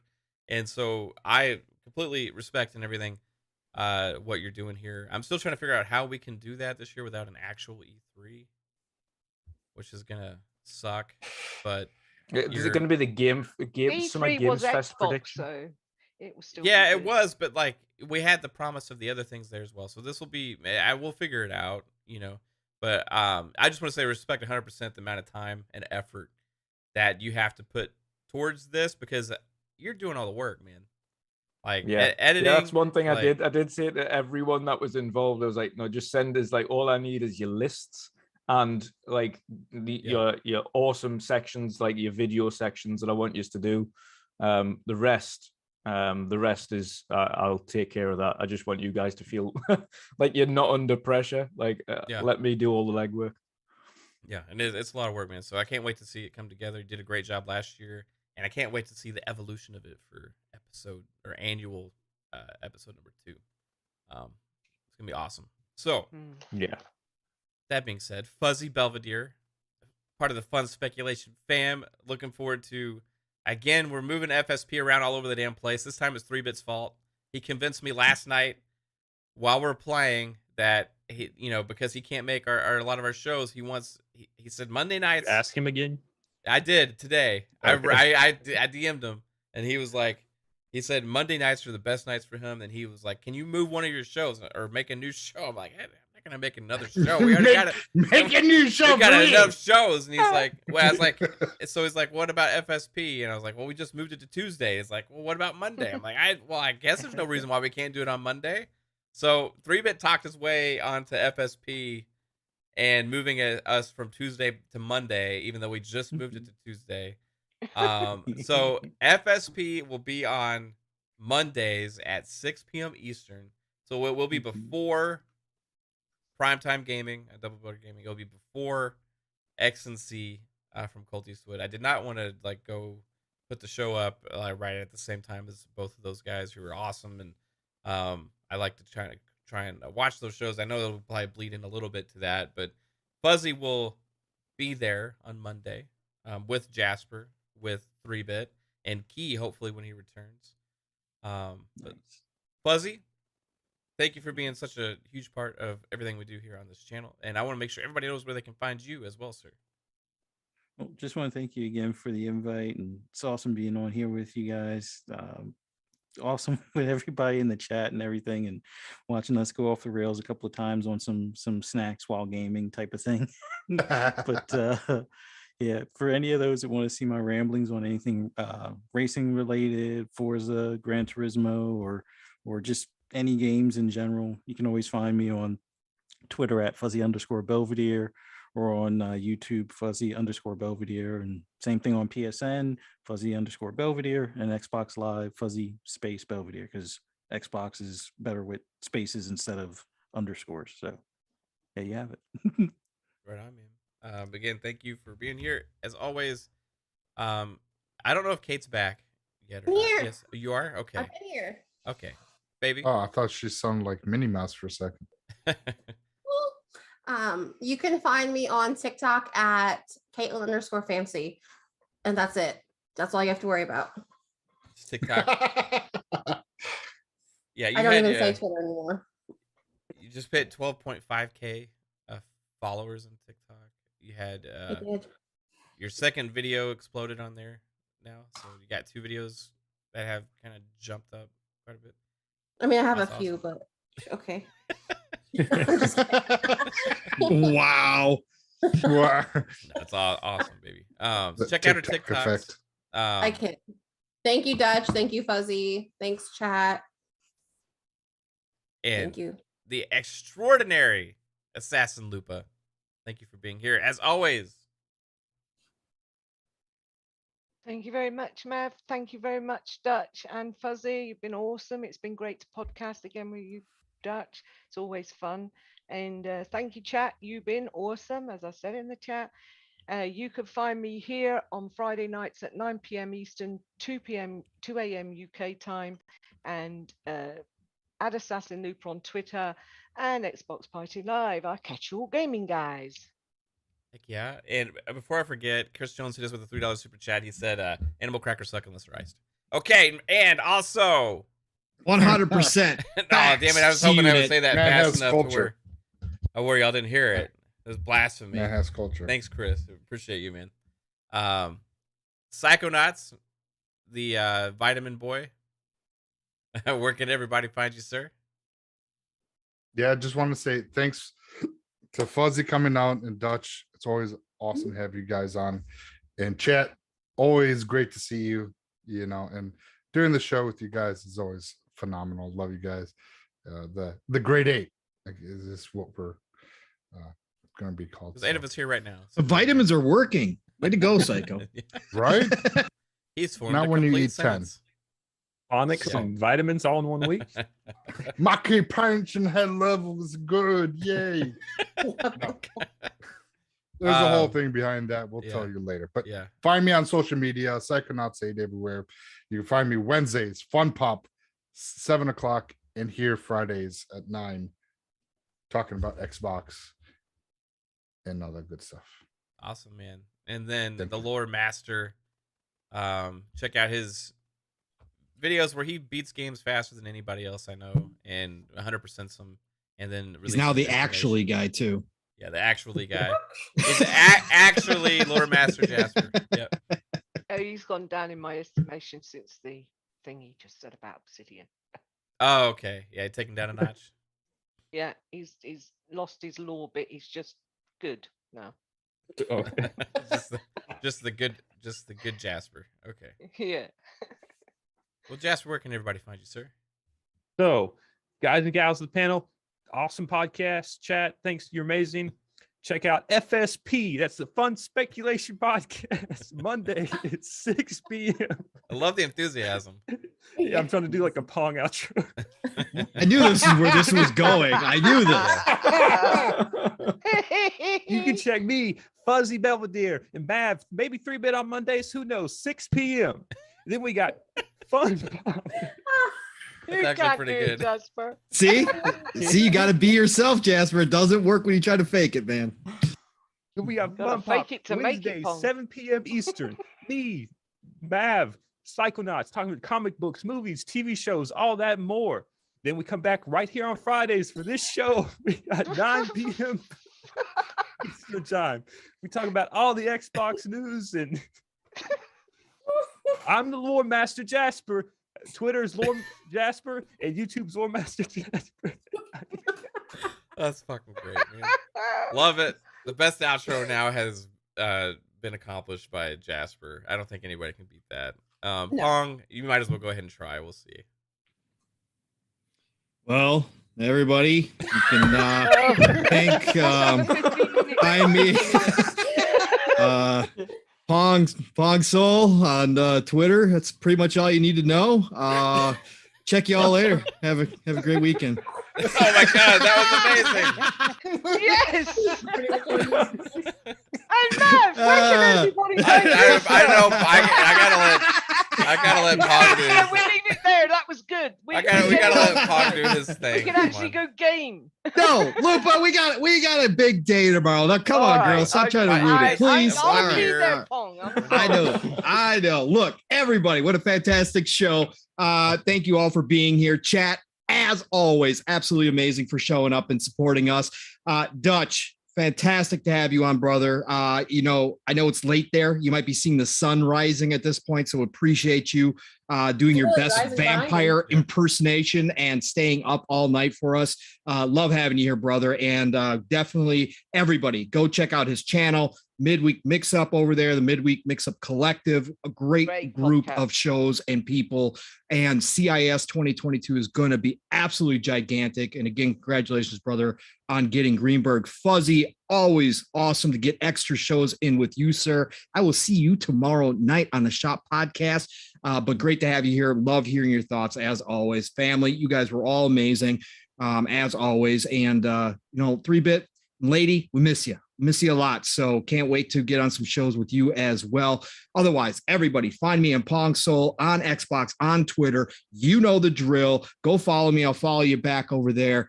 Tomorrow morning is the big one. 50 52, episode 52. 1 year we are celebrating. My brother from another, Steel Rain, and I on Living Split Screen. Split Screen is all one word. Come check us out. Go tell a friend.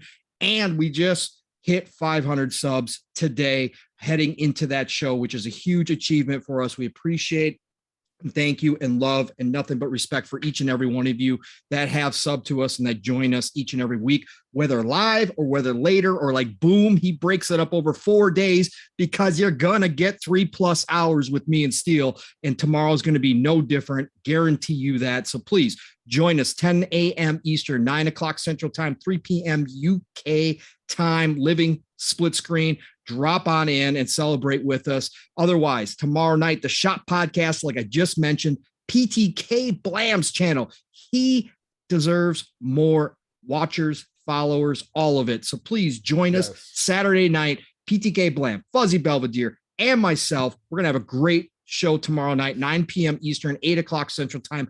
Be there. Tuesdays are dicey from here on out. Xbox Factor podcast, of course, over on Double Barrel Gaming, Mr. Boomstick's channel. I will be there, but it's going to be sporadic, but got a great show. You know what Mr. Boomstick does, so get on in there. It's a great time. All good things green on Tuesdays, 12 p.m. Eastern, 11 o'clock Central Time. Mav is always there when he can be. Boxing Burgers there. DJ's there. Now N64 Josh has joined the crew to take Mr. Joanna Dark's spot. It's a great, great time on Tuesdays. Drop on in there. Thursdays nights, you know the drill. Me and Mav, PM in the PM, 7 p.m. Eastern, 6 o'clock Central Time, right here. Fun Speculations channel. We're going to talk all the good news. We got a lot of things coming up. PAX is coming up, so we're going to have some things to talk about next week, I'm sure. Please join us there. Otherwise, it's the golden age of gaming, people. Please understand that. If you don't believe me, go watch CIS 2022 next week and all the indie games. Like Dutch just said, over 100. It's crazy right now for gamers, right? Go check out Lost in Random, which just dropped in the Game Pass if you're looking for a cool little title and you like Tim Burton style or American McGee Alice in Wonderland style, kind of that dark fantasy or fairy tale. It's freaking awesome. But anyways, there's so much to play right now. Please get out there and enjoy it. Play what you love what you play, and I will talk to you all real soon. And Mav, where can everybody find you, my friend? I just got to say that was impressive, Pong. I don't know. Jasper's got to run for his money. Yeah, I don't know how he does. So yeah, everybody check us out here. Fun Speculation. Check us out on Twitter. Hit the notification bell here on YouTube. Also, like I said on Twitter, if you do follow us, you get updates on the channel and find out when we're going live for game streams, shows, and more. We got this show here on Fridays. We got Wednesday's Fun Pop. We got PM in the PM with Pong and I on Thursdays. And also the new night for FSP will be Mondays with the bigger panel than we've had before on that show with Jasper 3-Bit and also Fuzzy Belvedere. And when he returns, hopefully Key. And we will see everybody here again on the channel. Thank you so much for all the support and everything you guys do, hanging out, letting us have a good time, being part of it. Appreciate you all. And also Chris Jones and everybody else, Boba Fett, thank you guys for the super chats. You guys rock as well. Help support the channel. And I'm gonna go eat some food. I've been snacking. It hasn't been working. You know, I gotta go eat some real food. Maybe more KhAoWnZ maybe cookies? cardboard animal crackers ain't enough. I don't know. We'll see. But I hope you all have a good night. Take it easy. Bye bye. Catch you all gaming, guys.